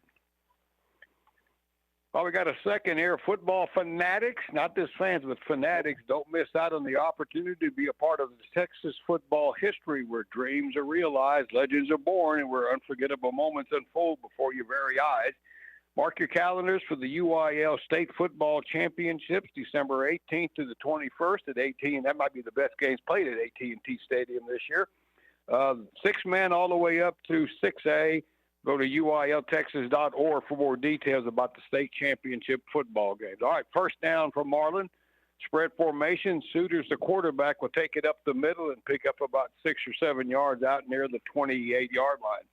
Yeah, right up the middle, first play out of the gate. They brought trips on the bottom side. They had one wide receiver on top and a lone running back. And, again, right up the middle, first play, and they get about 6 yards. So Marlin will have it at their 28 here, second down. We just started the third quarter, 14-7 for the Bulldogs. 4 receivers set again, 3 here to the left. Handoff goes to right, and he gets a big hole up the middle 40, cuts it outside 50, and you can say goodnight to this one. They're not going to catch him. This is going to be a big one for Marlin. This one is going to go 72 yards, and we didn't want them to score in the first possession, and they wasted little time. Second play. Yeah, nothing tricky there. It wasn't a reverse or a screen play there. It was just a simple handoff there on with a bounce back. And so again, just found all the right running lanes there for the big score, and now pending here the extra point. All right, Rigoberto Martinez for the extra point to put them up by 14. Good snap, kick is up, and it is good. So we played 58 seconds, and now Marlin is up by 2 scores. It is 21-7 early in the third quarter. We'll be back with the kickoff here in just a moment here on KVUK. Hincher Oil Company is your Cooper tire dealer in Schulenburg. Now through November 30th at Hincher Oil, purchase a set of 4 qualifying Cooper tires and receive a rebate of $100. Hincher Oil also has Interstate and Continental batteries, plus they do oil changes, and they're open Monday through Friday from 7:30 till 5. Their number is 743-3556. Hincher Oil in Schulenburg is happy to be a part of this broadcast. If you're looking for an honest and loyal plumber, look no further than Faith Family Plumbing Company in Schulenburg. For water heaters, faucets, clog lines, and any other plumbing needs, it's Faith Family Plumbing Company. Give them a call at 979-716-0534. TXRPM number 44066. Faith Family Plumbing Company. They're loyal and honest, and they do top quality work. They're also happy to be a part of tonight's broadcast of the Shorthorn football team with a special shout out to number 44, Aiden Mendez. Okay. All right, here's a little pooch kick that luckily for Schulenburg at the 41-yard line on the far side rolled out of bounds because Marlin was very close to picking up that loose ball, and that would have been devastating if that would have happened. As Schulenburg finds themselves down by 14 points here, we played a minute here in the third quarter. They'll have it at their 41. Yeah, 41-yard line here for Schulenburg. They've got plenty of time. But, again, important drive here in the third quarter coming out of halftime. They've got to put some points on the board. Of course, back at quarterback, you got Aaron Janaszek, the senior. One back standing to his right is a three-receiver set here, and they'll give it to Houston off the left tackle, and he got a nice gain out near midfield. He picked up 8 yards on first down there off the left side. Yeah, I like that play there. Again, following your blockers, following your big guys there. Walton on the left side of the field, and then also Thompson. Again, kind of a GT pull. They went from right to left on that play. Good job there, 8-yard gain. All right, 2nd and 2. Ball's on the far hash mark, and Schulenburg's into the field at the 49, right above the big H logo here for Hutto. 2nd down. 3 receivers left. They'll give it to Houston again, trying to go left, and he gets it into Marlin territory for a first down. He needed 2, and that's what he got. And the Shorthorns moved the chains. Yeah, Schulenburg there ran the exact same play back-to-back there. Again, when you've got your 2 biggest guys leading its way there, you're going to usually end up getting some positive yards. You know, one thing, the big guys from Marlin don't play defense except for the one tackle, but they're not real big, but, well, they can fly. All right, 1st and 10 now at the Marlin 49. Here's a zone read by Janaszek going left, gets outside, 45, and they run him out of bounds near the 42-yard line, and a good pickup on first down for Aaron Janaszek. And they gave him to the 42, so a pickup of 7. Yeah, nice run there. Again, same kind of pull. Both guard and tackle move and pull, but again, keeper there for the quarterback to get the 7 yards. All right, 2nd and 3 now on the far hash mark. Marlin located, I guess, what is that, east of Houston or east of Waco on Highway 6, right? Yeah, kind of in between College Station and Waco. All right, 2nd and 3 for the Shorthorns. 3 receivers right, 1 out. Make that a 5-receiver set. Quarterback run straight up the middle as Janaszek bounces off a man, gets it in. The ball came out, it looks like, and Marlin thinks they've got it. Line judge over here says he does. No, turnover. What? Another. Schulenburg is biting themselves a little bit here. That's 3 turnovers tonight, and they lose that fumble at the 41-yard line of Marlin. Yeah, the challenge there for me was, again, you were making the yards. You were chewing up the yards across this drive, and you really didn't stumble anywhere. And then out of nowhere, boom, there goes the ball. So big turnover there for Schulenburg here in the 3rd quarter. All right, Marlin takes over at their 41, and boy, they may go for the juggler here, up by 2 scores right now. Maybe may air one out here to put this game to rest here if they can do it. 4 receivers, Suitors, they'll hand it off straight up the middle and dragging a tackler for a couple of yards. It'll be a 4-yard gain just up near the 45. And I believe that was the Angelo Wright again. Yep. So Wright picks up 4, and it'll be 2nd and 6.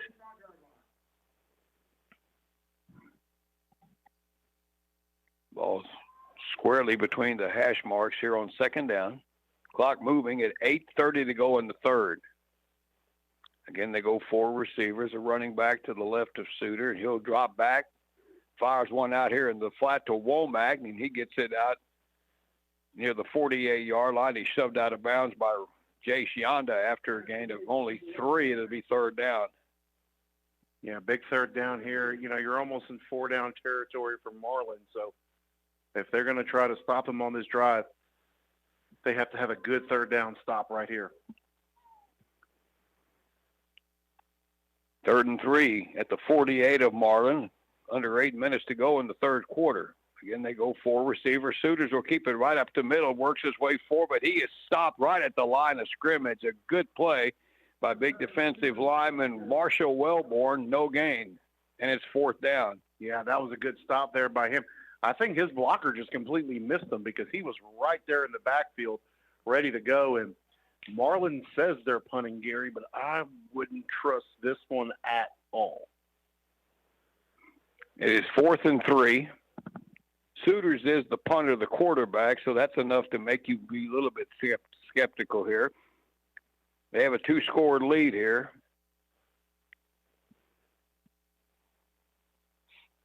Good snap, and he does punt it away high, spiral, taken at the 22 2-yard line, and a fair catch called there for Schulenburg by Reed Yonda, and the Shorthorns get a stop after the fumble, and they get the ball back with 7:02 to go in the third. It is 21-7 Marlin here in Hutto, and the Horns will get it at the 23. Score alert, Liberty Hill goes up a little bit more. They're up on Brenham 20-15 right now there in the third quarter.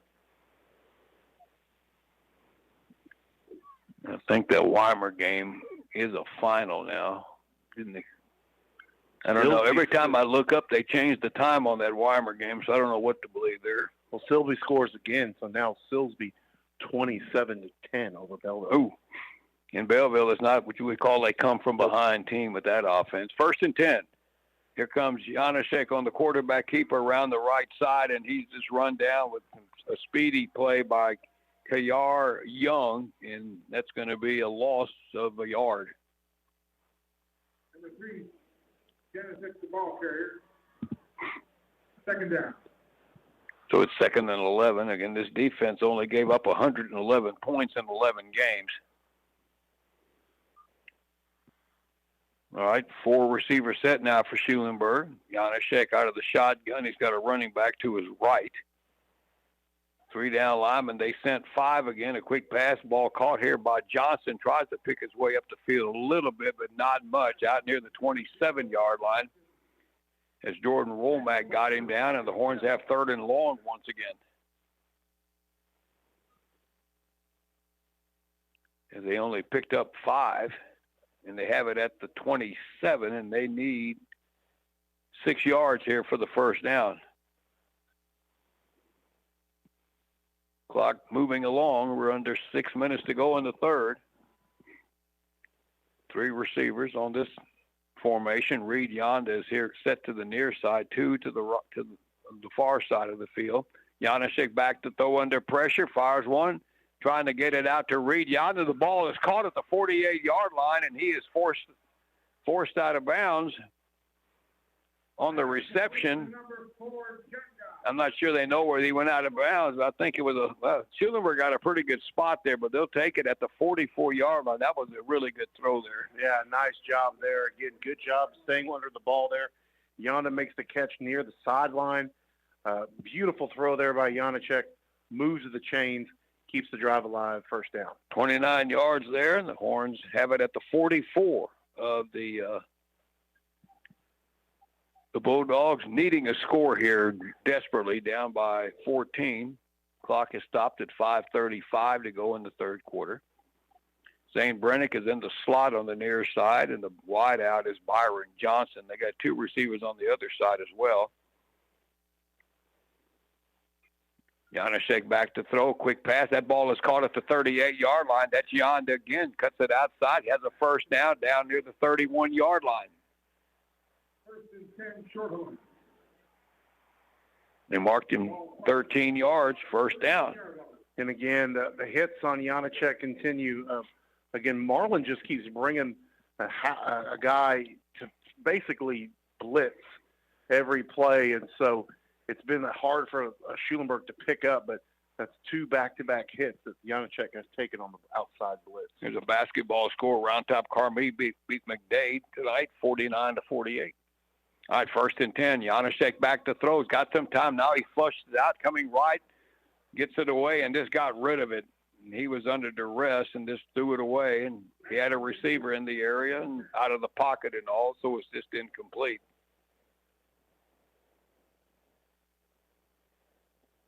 This team does run sideline to sideline, though. They are lightning fast on defense.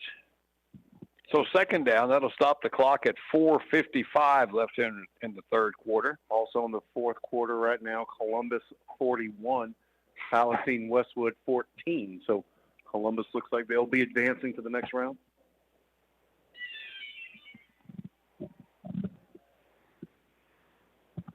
All right, 2nd and 10 for Schulenburg at the 31 of Marlin.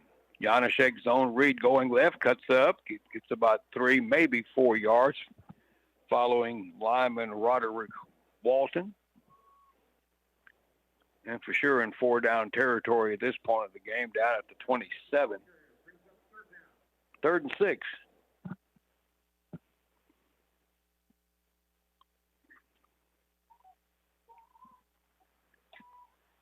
Cardinals go on to win that game. They could play Yoakum next week out of their district. All right, 3rd down and 6. 5 receivers, empty backfield. Janacek, the quick pass. Ball caught at the 27, but giving ground was Reed. They're going to give him a nice spot. Yeah, they gave pretty much where he caught the ball, because that could have been 3 yards further back. Man, I'm surprised at that spot, but if you're Schulenburg, you take it. So he got 4 down to the 23, and now it's 4th down and 2, and this is a must-make here for Schulenburg, as we're under 4 minutes to go in the 3rd quarter. They're going 5 receivers here with an empty backfield for Janacek. With really, we sure missed that play clock tonight. Yep. All right, 4th and 2, big play for Schulenburg. Janacek to throw, and the ball is tipped away and intercepted, and back the other way comes Marlin all the way out to the 40-yard line, and on the interception is Arik Smith-Shelley in the right place at the right time. That's the 2nd deflected ball that turned into an interception for Marlin, and Schulenburg has turned it over now 3 times. Man, I make that 4 times tonight now, and again in the red zone. Schulenburg was chugging away, and again, just missed opportunity there with the turnover, and so now Marlin will get this one, and they have plenty of time to just milk the clock here. Every turnover has been in Marlin's territory for Schulenburg tonight. Man, this chances now. Marlin's got it at their 40. 1st and 10. Suitors will keep it up the middle, breaks the tackle up, and at the line, spins out of that, and still gets it out over the 45 before they shove him back. So they'll give him credit for 5 there on the quarterback keeper. Aiden Mendez, one of the tacklers for the Shorthorns.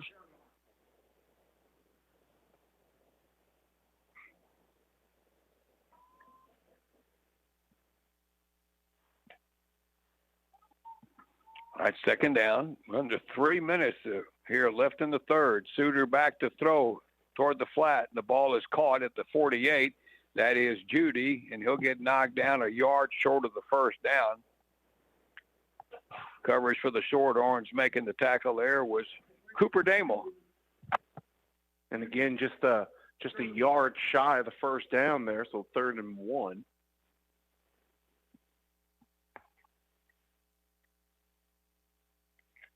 Marlin back quickly to the line now with the 4 receivers, 3 out here to the left. Handoff going right, breaking through the line is Bell down the sideline, and he's knocked out of bounds near the 41-yard line of Schulenburg. And that's go ahead. Yeah, 1st down. Yeah, it took 3 different tacklers there for Schulenburg to bring him down. We had a guy at the line of scrimmage, fell off there. Outside linebacker fell off, and then finally Good had the tackle there on the side.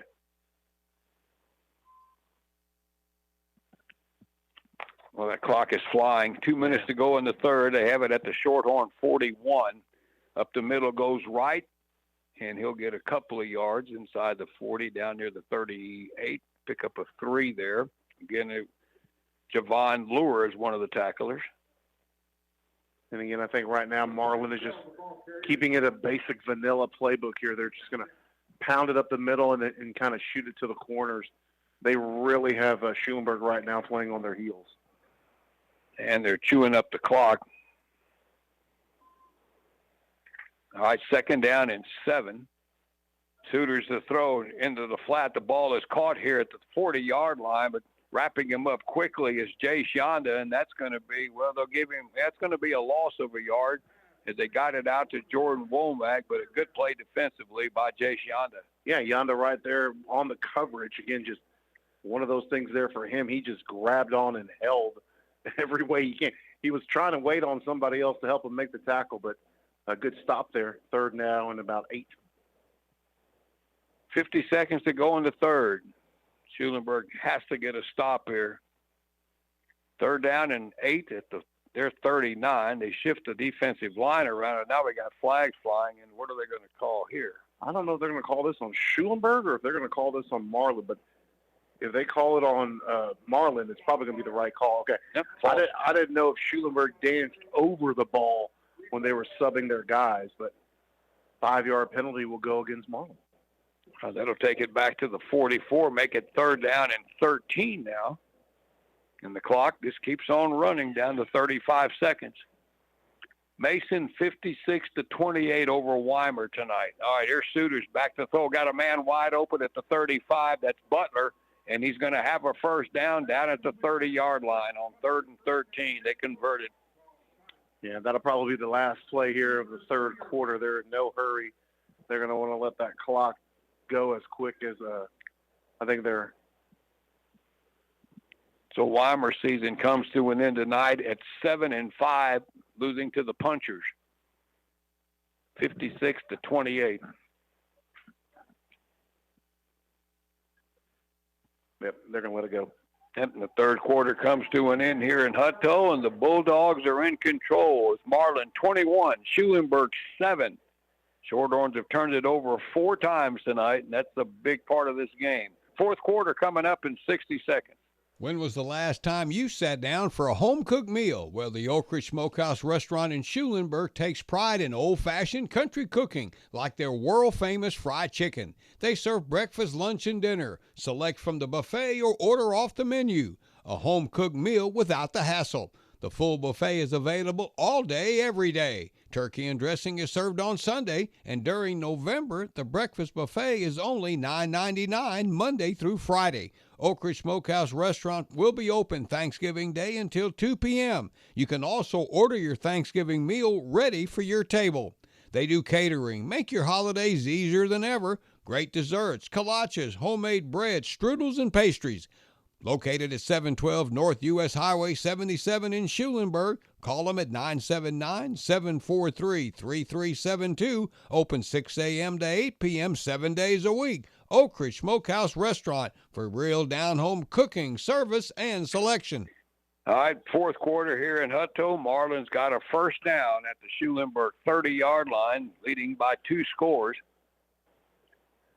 On the end around, there goes Caden Judy down the sideline, 20, 15, 10, and inside the 5. He fumbled the ball, and did it go into the end zone? If it did and goes out, did they rule it? That's not a safety, though, is it? Or did just a touchback? Or did they mark him out of bounds before he crossed the goal line? That's touchback. And Schulenburg gets the ball. The ball was fumbled over the goal line and out of bounds, and the Horns averted disaster there. A big fumble by Marlin just cost him a touchdown and the ball. I love the play call there. It had everybody on the end around with the reverse. And, again, one of those things there, loose ball control as you go into the end zone. Ball fumbled into the end zone and then went out of bounds. That's a touchback. And Schulenburg will somehow get – I mean, Gary, it looked like it was 6. That was a major league break for Schulenburg. And that's the 2nd turnover from Marlin. Schulenburg's turned it over 4 times.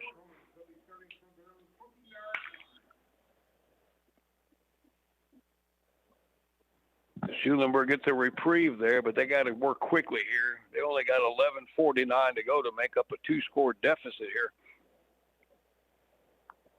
All right, Janaszek keeps it going right. Lowers his head and gets about 3 yards out near the 23-yard line. We're going to have a substitution there. That's what his helmet came off. Yeah. The final with Shiner tonight. Shiner, big win over Bracketville. It wasn't even close. Shiner 54, Bracketville 7.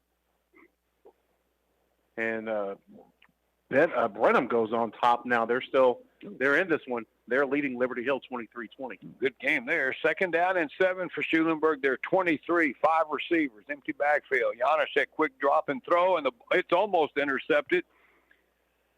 And then almost caught by Yonda off the deflection there, but coverage by Jordan Womack, and it's going to be 3rd down. And that was very close to being a pick 6. I think it's knocked away by number 2, Judy.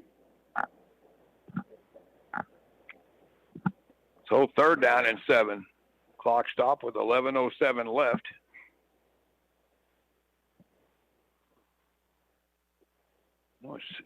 Belleville's in trouble tonight. Weimer gets eliminated. Schulenburg's in trouble here. Columbus was winning. Janaszek rolls out right, and that throws a short ball that just was underthrown, trying to get it to Byron Johnson, incomplete. And the Horns are going to go 3 and out here, and they have no choice but to punt from their 23. Yeah, they're just too far back to try to make this go. And, man, missed opportunity there, especially with the turnover. And, again, you have Caden Judy there just looking like he's ready to take another one. I don't think I want to kick it to him again. Yeah, we gotta find. You got a lot of field on this That's what side. I'm saying. We got to get it over here to their sideline. All right, Bryson Schromick will punt it away, and Judy standing back at his 45. Good snap. Kick is away, far sideline. Good spiral there, and that hit it. And that's a good kick at the 41. Takes a really good Schulenburg roll inside the 25. All the way down to the 23, and that was well done there by Bryson Schromick. Good job there. I mean, he kicked it over the coverage, and good kick for Schulenburg, as this one's going to go almost coast to coast, as this one goes pretty much at about the 30-yard line. Or, no, I'm sorry, 23. 23? Yeah, 23. 54 yards on that one with the roll, and the main thing there, no return. So Marlin has it at their 23. They're up again 14 points with 10:50 left. Schulenburg now is at the point where they need a 3 and out or a turnover here. 4 receivers. Suitors will run it here, coming right, cuts it up. He's got some room, 30, 35, out down the sideline, 50, breaks another tackle, and the last man to get him on the ground on an ankle tackle was Aiden Byer. If he doesn't get him, it may be a touchdown, but he got it all the way to the Shorthorn 47. Yeah, that was a big run there, or a big play.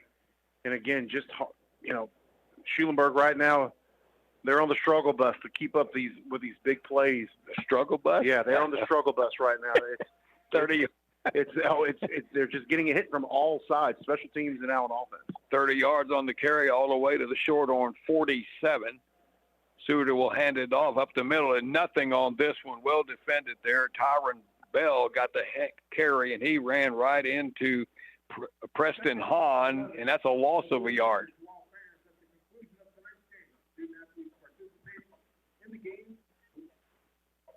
Looks like a loss of 1.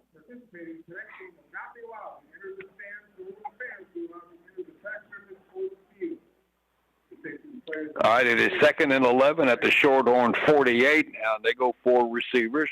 Run to 10 minutes to go. Suitors back to throw, across the middle. Ball caught at the 44. A broken tackle, and they get it inside the 40, but a couple of yards shy of the first. Got that one to Arik Smith-Shelley. And that gain is going to be good for about 9 yards. It's going to be 3rd and 2 now for Marlin at the Shorthorn 39.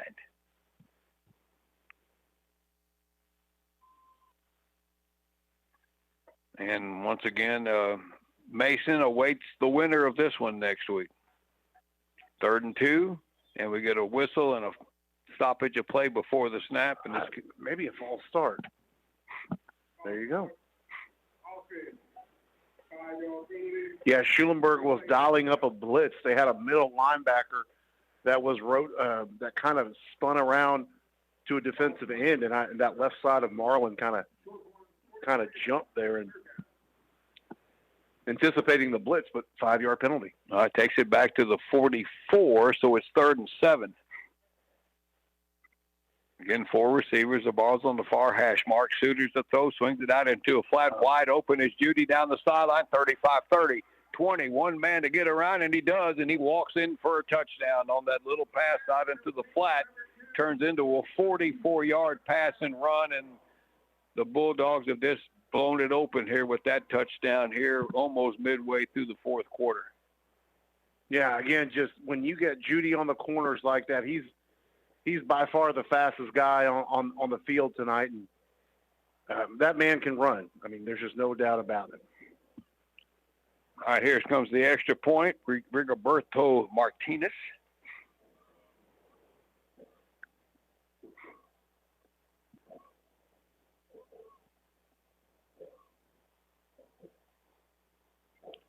Suter's first touchdown pass tonight.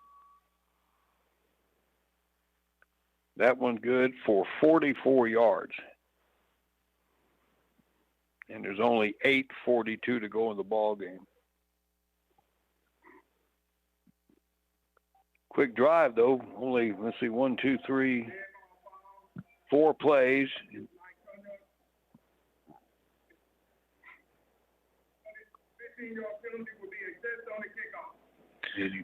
That was a 15-yard penalty for unsportsmanlike conduct on Schulenburg after the touchdown. I didn't see it, but. All right, now here's Rigoberto once again for the point after. It's up. Line drives that one through, and it's good. With 8:42 to go, it is now Marlin 28, Schulenburg 7. Remember, Schulenburg will be penalized 15 yards on the kickoff, so Marlin's going to be kicking off from the Schulenburg 45, if my math is right. We'll take a minute break and be right back here to Hutto. Get your propane delivered on time, every time from Tex Propane, headquartered in Schulenburg, plus locations in Bastrop and Moulton. They offer a variety of tank sizes, delivery options, tank monitoring, and easy online bill pay. Tex Propane has spent decades helping residential and business customers solve their propane needs, serving Bastrop, Fayette, Lavaca, and Gonzales counties. Call 800-343-7065 or 743-3351. Family owned and operated since 1965. Have you heard about the Fiber 5 build-out project by Colorado Valley Communications? Over the next 5 years, they are continuing to expand their fiber-to-home network to residents in their cooperative service areas. The project is expected to be completed by 2028, so you have time to sign up. For details or to see if your home falls in one of the selected areas, visit cvctx.com/fiber buildout. Don't wait to upgrade your internet connection with fiber service from Colorado Valley Communications. All right, Marlin will kick off from the Schulenburg 45 after the 15-yard penalty assessed against Schulenburg on the kickoff. And Schulenburg's got to be careful here because they could try anything, and if it doesn't work, it still doesn't hurt them from field position. No, they'll kick it away. He just nailed that one all the way through the end zone, and the Shorthorns will get it at the 25-yard line. And I'm not sure the coach over here reacted to that like, why did we do that? We got the Marlin assistant coaches right next door. All right, Schulenburg will get it at their 25. This is a bit of an upset working here in 6A. Tomball leads Willis 24-21. If it stays like that, I'm going to have a very unhappy son-in-law tomorrow. All right, the Shorthorns need offense in a hurry here. Odd man line next side, 3 receivers, and Janaszek dropped the snap, and he's in trouble, and all they can do is fall on it before he got swallowed up by the on-rushing defensive man, Charles Williams, but that's a big loss there on first down. They lost 7 yards back to the 18.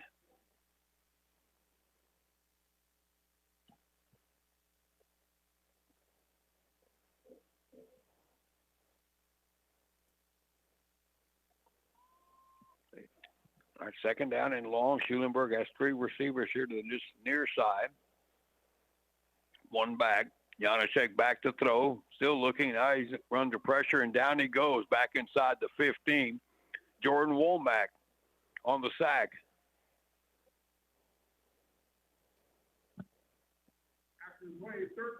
That's a loss of 5, so that's 12 yards in 2 plays, and Schulenburg's got third down, and they got to get it all. They're at the 8. They got to get it all the way to the 35.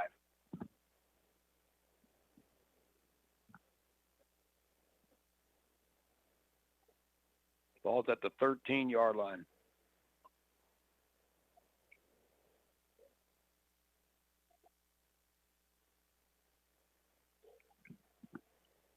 All right, third down. Janaszek back to throw under pressure, and he's hit out and back at the 1-yard line. Well, what a rough 3 plays here for Schulenburg, but they're just teeing off now. That's a loss of 12, almost a safety, and now they're back at the 1. Clock running at 6:50 to go here in the ball game, and it's 28-7 Marlin.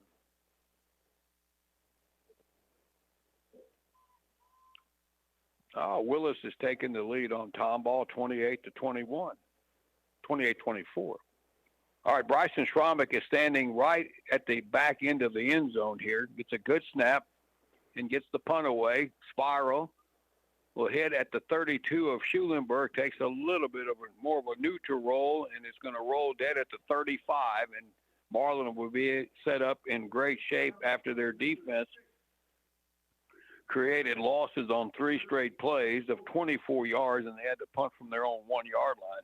Schulenburg did. Here's the score tonight. Richmond Randall 79. Oh, boy. Elgin nothing. Ooh. That's a second-round game. 79-0 for Randall. Oh, They must be really. And the winner, they play the winner of Liberty Hill and Brenham next week. I believe Silsby's going to pull away from this one. So it's fourth quarter, 8 minutes left. 34-17, Silsby. Wow. All right, first down for Marlin at the Schulenburg 35, up the middle and nothing. That's going to be a loss. They handed it off to Devian Evans, and he is wrapped up by Lures. That's a loss of 2. Yeah, but good job there. Defense coming in. Again, it's clock is just moving now. So I think Marlin's just going to do what they can to bleed it out. And Schulenburg, if they have any chance, it's going to be a miracle. Scoop and score would be good. Something quick.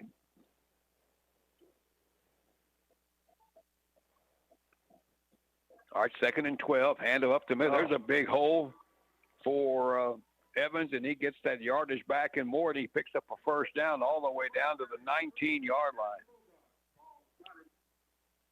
Got 18 on that one, and it's 1st and 10. And we're down to 5:20 left in the season for the Shorthorns.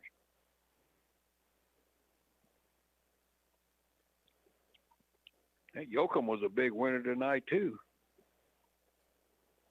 That's going to be fun with Yoakum and Columbus next week.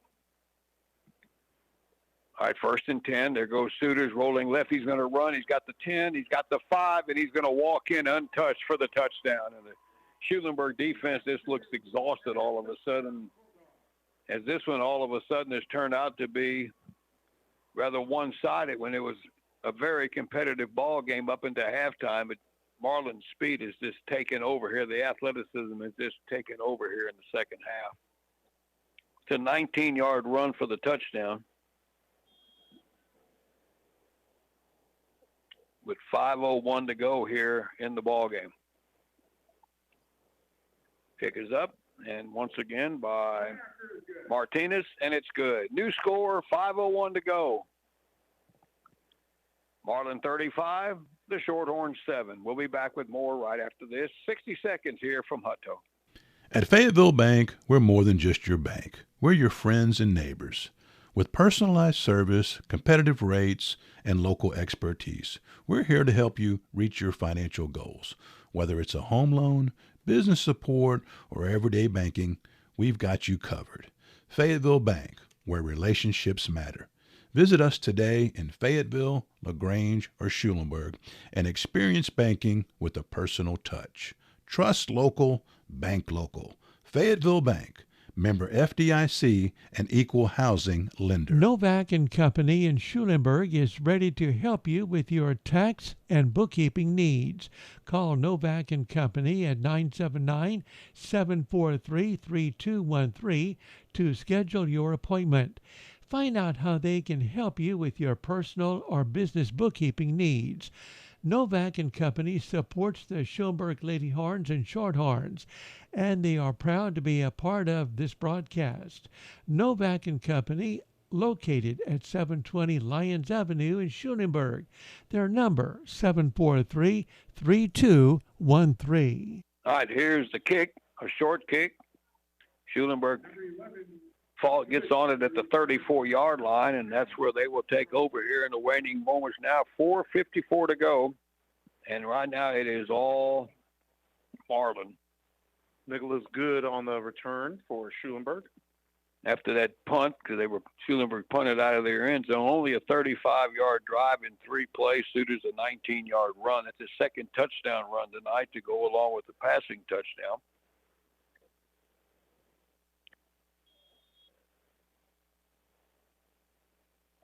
All right, Shorthorns have first down at their 33. Janusek back to throw. He finds Yonda here. The ball caught, not a big gain, out near the 41 or 42-yard line. Number 4, Yonda. And it'll be second down and 6. Second down. Marlin coaches are packing up next door to me over here. They feel confident that this game is well in hand. Second and 6. Janusek rolls out far side. The ball caught by Johnson outside the 40-yard line, and they drive him back, but that's going to be a little bit short of the field, about 4 yards short of the first down. Out to the 39. So it'll be third down and 4 as we hit the 4-minute mark left here in the ball game.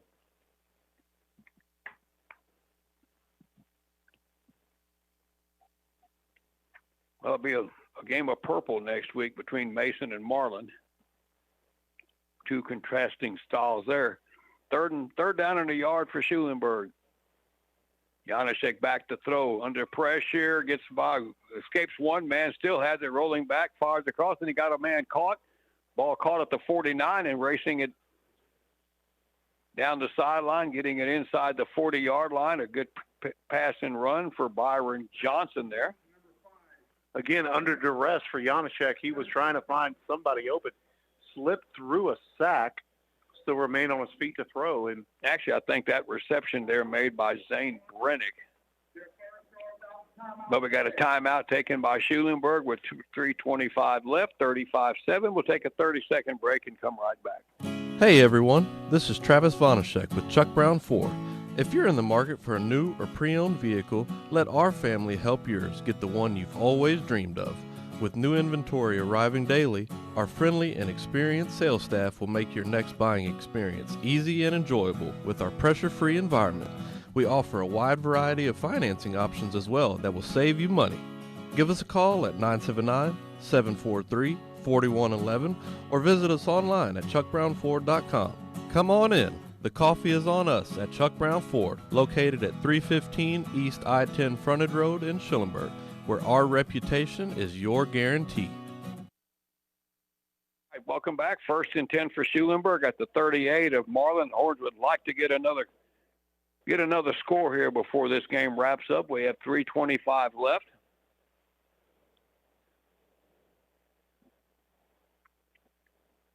Man in motion is Nichols. Good. Janusek rolls out right. He's going to keep it, and they bump him out of bounds after a short gain, maybe of a yard to the 42. I'll take that to 37 of Marlin. For you LaGrange fans, La Vega is crushing West Orange Stark tonight, 42-13, and that game is still going. And West Orange beat them in non-district. Man. All right, 2nd and 9 now for the Horns. Clock's running at 2:47. The 3-receiver set with the wingman. Janusek rolling left, still looking, fires one. The ball is caught at the 28-yard line, and going out of bounds with it is Jace Yonda, and that's going to be very close to the first down. There you go. Moving the chains, giving it to him. That 3 to 4 combination in the air is pretty effective for Schulenburg. 9 yards there in the first down. Clock will be stopped. He went out of bounds with it. We'll have scores immediately after the game on the football finals tonight, and high school scoreboard in the morning. All right, first down for Schulenburg. Wing right, 3 receivers. Janusek back to throw. Rolling out to the right, still looking, still has it, fires one. He's got a man open, but he overshoots Johnson at about the 10-yard line, and it'll be second down. With 2:28 left here in the game. And again, Mason eliminated Weimar tonight, 56-28. So Mason is going to be playing Marlin next week in the third round, which is the regional semifinals. And Ganado and Refugio will be the other two.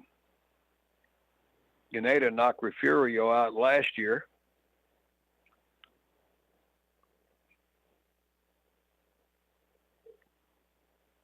All right, 2nd and 10. Janusek back to throw. 3-man rush. He's got time. Steps up. Still has it. Now he's running out to the right under some pressure now. Gets through 2 guys. Still has it. 25 down to the 20, and he's going to have a first down as he gets knocked out of bounds near the 22-yard line or 23-yard line. But it's a first down for Schulenburg. It was just one of those plays that took forever to develop, and just everybody was kind of running circles around each other, and Janusek just kept trying to get a block in front of him, and so he was able to kind of mix it and match and get a first down. All right, they have it at the 18-yard line. Clock stopped at 2:15 to go. Byron Johnson is split out to the right side. That's the far side. You got Jay Shonda here flanked to the near side. Janusek back to throw. It's the 3-man rush. Rolling out right now. Now he's in trouble. Gets by one man. Gets by another. Here comes a flag. 2 of them are out. And Janusek goes out of bounds. And I would assume this is going to be a holding penalty here on Schulenburg. Just guessing. Baseman. No, that's even better yet. There you go. Yeah, Janusek, somebody grabbed it going by. So we'll take it. First down for Schulenburg. They'll take that. That'll take it down to the 9-yard line, half the distance. So first and goal with 2:05 to go.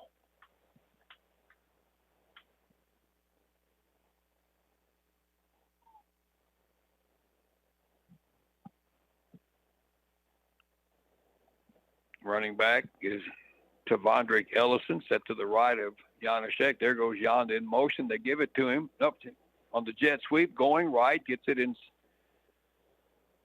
toward the sideline, and he'll pick up maybe 3 yards as they get him down near the 7. Couple of yards there.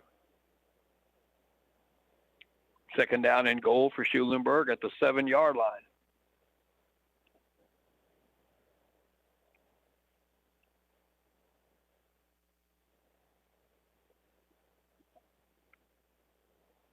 Three receivers coming out here to the right side. Clock running under a minute and a half left. Horns trying to get on the board here before this one wraps up. Janusek runs it, 5-yard line, and he's in for the touchdown. So the senior gets on the board with 1:18 to go. And the Horns go down the field, a 67-yard drive here in the fourth quarter.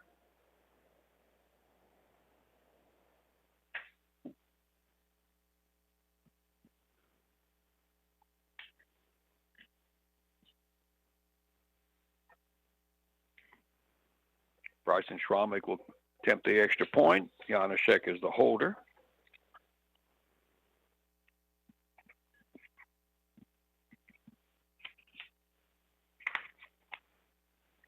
Good snap. No rush at all, and the kick is good.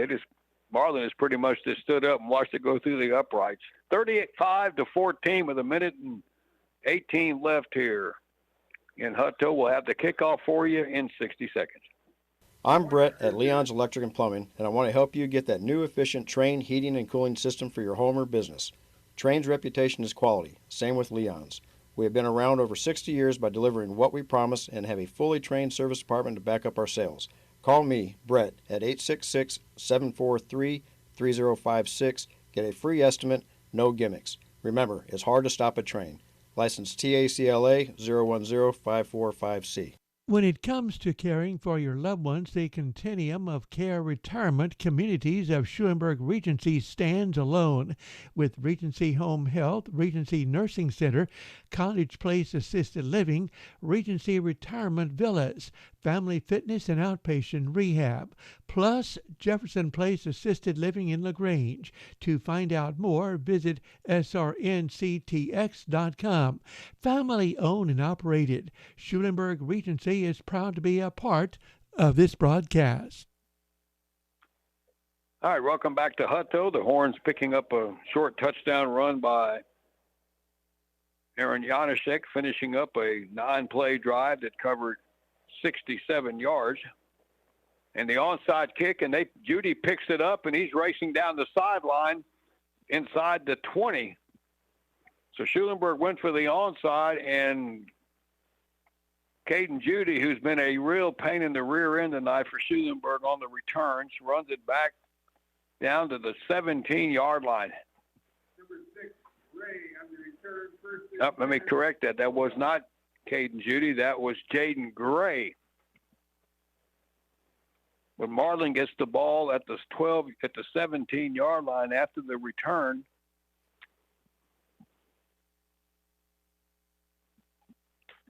well, let's see how serious they are about trying to score here. You would think under normal circumstances, they're lining up in the victory formation with 1:13 to go. That's good.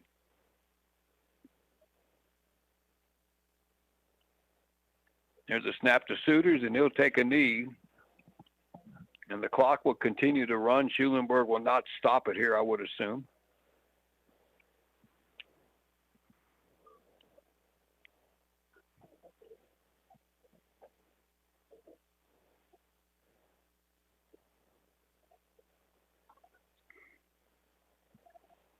So second down, the clock continuing to run with 47 seconds left here. And again, they're in victory formation.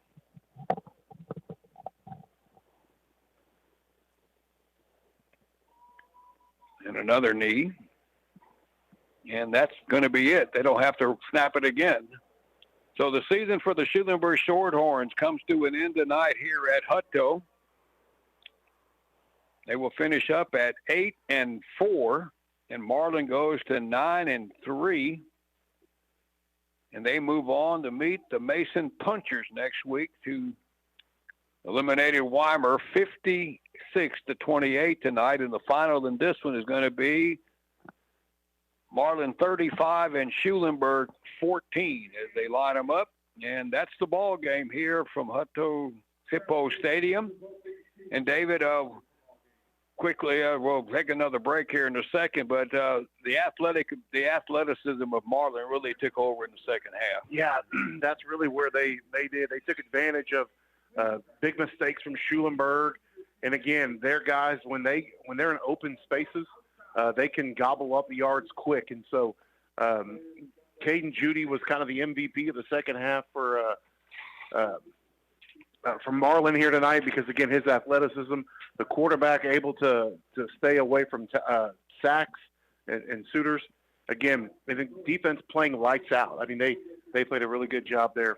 But again, athleticism. Shorthorns also turned the ball over 4 times, and that really hurt them in the first half. They had a couple of pass interceptions in Marlin's into the field, and that could have changed everything for them there. But 35-14, we'll take a break, and we'll come back here to Hutto right after this. Fitzpatrick's Garage, north of Schulenburg on Highway 77, is happy to be a part of tonight's Shorthorn broadcast. If you need repairs on your vehicles, call Fitzpatrick's Garage. Their outstanding crew features GM Master Technician Ryan Fitzpatrick, GM World Class Technician Joel Spencer, and Bruce Ramatka with 43 years of GM experience. Call the best, Fitzpatrick's Garage, 966-9125. Open Monday through Friday. Fitzpatrick's Garage is also a licensed pre-owned vehicle dealer. Latra Hashik, your farmer's insurance agent in Schulenburg, is here to help you. They service Schulenburg, Weimar, Flatonia, and Hallettsville. Call them at 743-2140 or go by and see them at 501 Summit Street. They'll give you straightforward and personalized service to make smarter decisions about your insurance.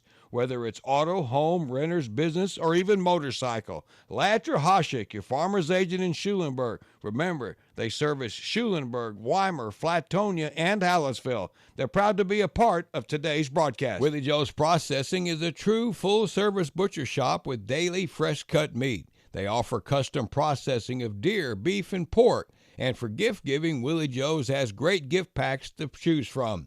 Willie Joe's Processing at 2218 Christie Road in High Hill. Their number is 561-8272. They also now have a location in Yoakum.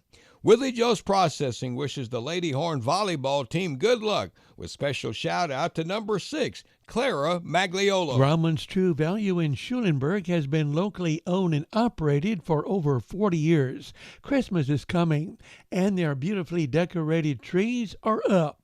Plus, they have a great selection of decorations and gifts. Hunters, they have deer feeders, cameras, and deer corn.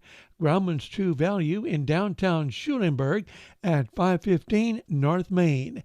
And they wish good luck to the Shorthorn football team in tonight's game. With the holidays just days away, we know that your time is limited. So let Country Oak Boutique in downtown Schulenburg help you make the holidays easier. Country Oak Boutique can do just that. They offer a variety of gourmet foods to help complete that holiday meal. Or maybe you're looking for the perfect gift for someone special. Come by and see what they have to offer for everyone on your list. Located at 641 North Main in beautiful downtown Schulenburg next to the historic live oak tree. And good luck to the Schulenburg Shorthorns and all the area teams in the playoffs. For some good family fun, visit Faith Family Fun Center 10th Frame Bowl, located at 203 College Street in Schulenburg.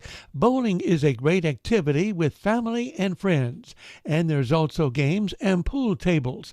10th Frame Bowl has great food, snacks, and refreshments. Call today at 743-6585 for more information.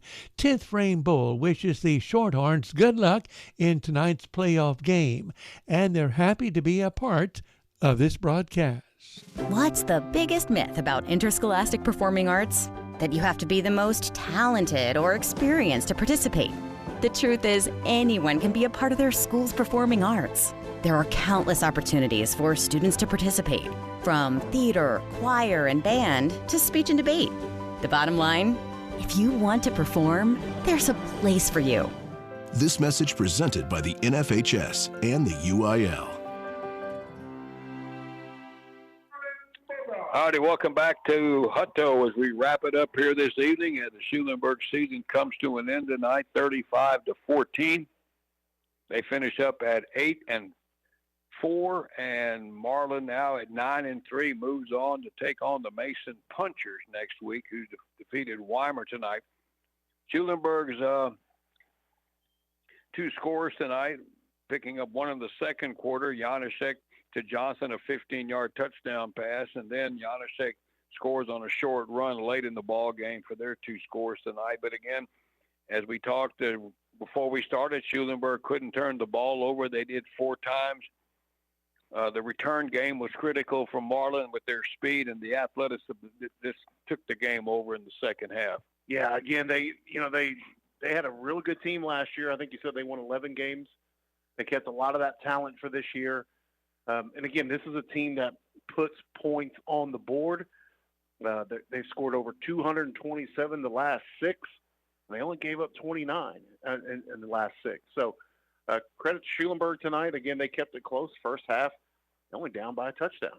And again, third quarter is kind of when the things started falling apart for Schulenburg, and that's when Marlin's athleticism and coaching changes and their strategies paid way and kind of took the lead there, causing Schulenburg to, rely on special teams kicks, punts, deep punts, and kickoffs. And when you have a dynamic player in Caden Judy, who pretty much gobbled up all the big yards Marlin needed tonight, it was done by the fourth quarter. So again, Schulenburg with a great job tonight. Again, I think they exceeded expectations for the year, despite what, at the beginning of the year, what most people would have kind of put them in the district.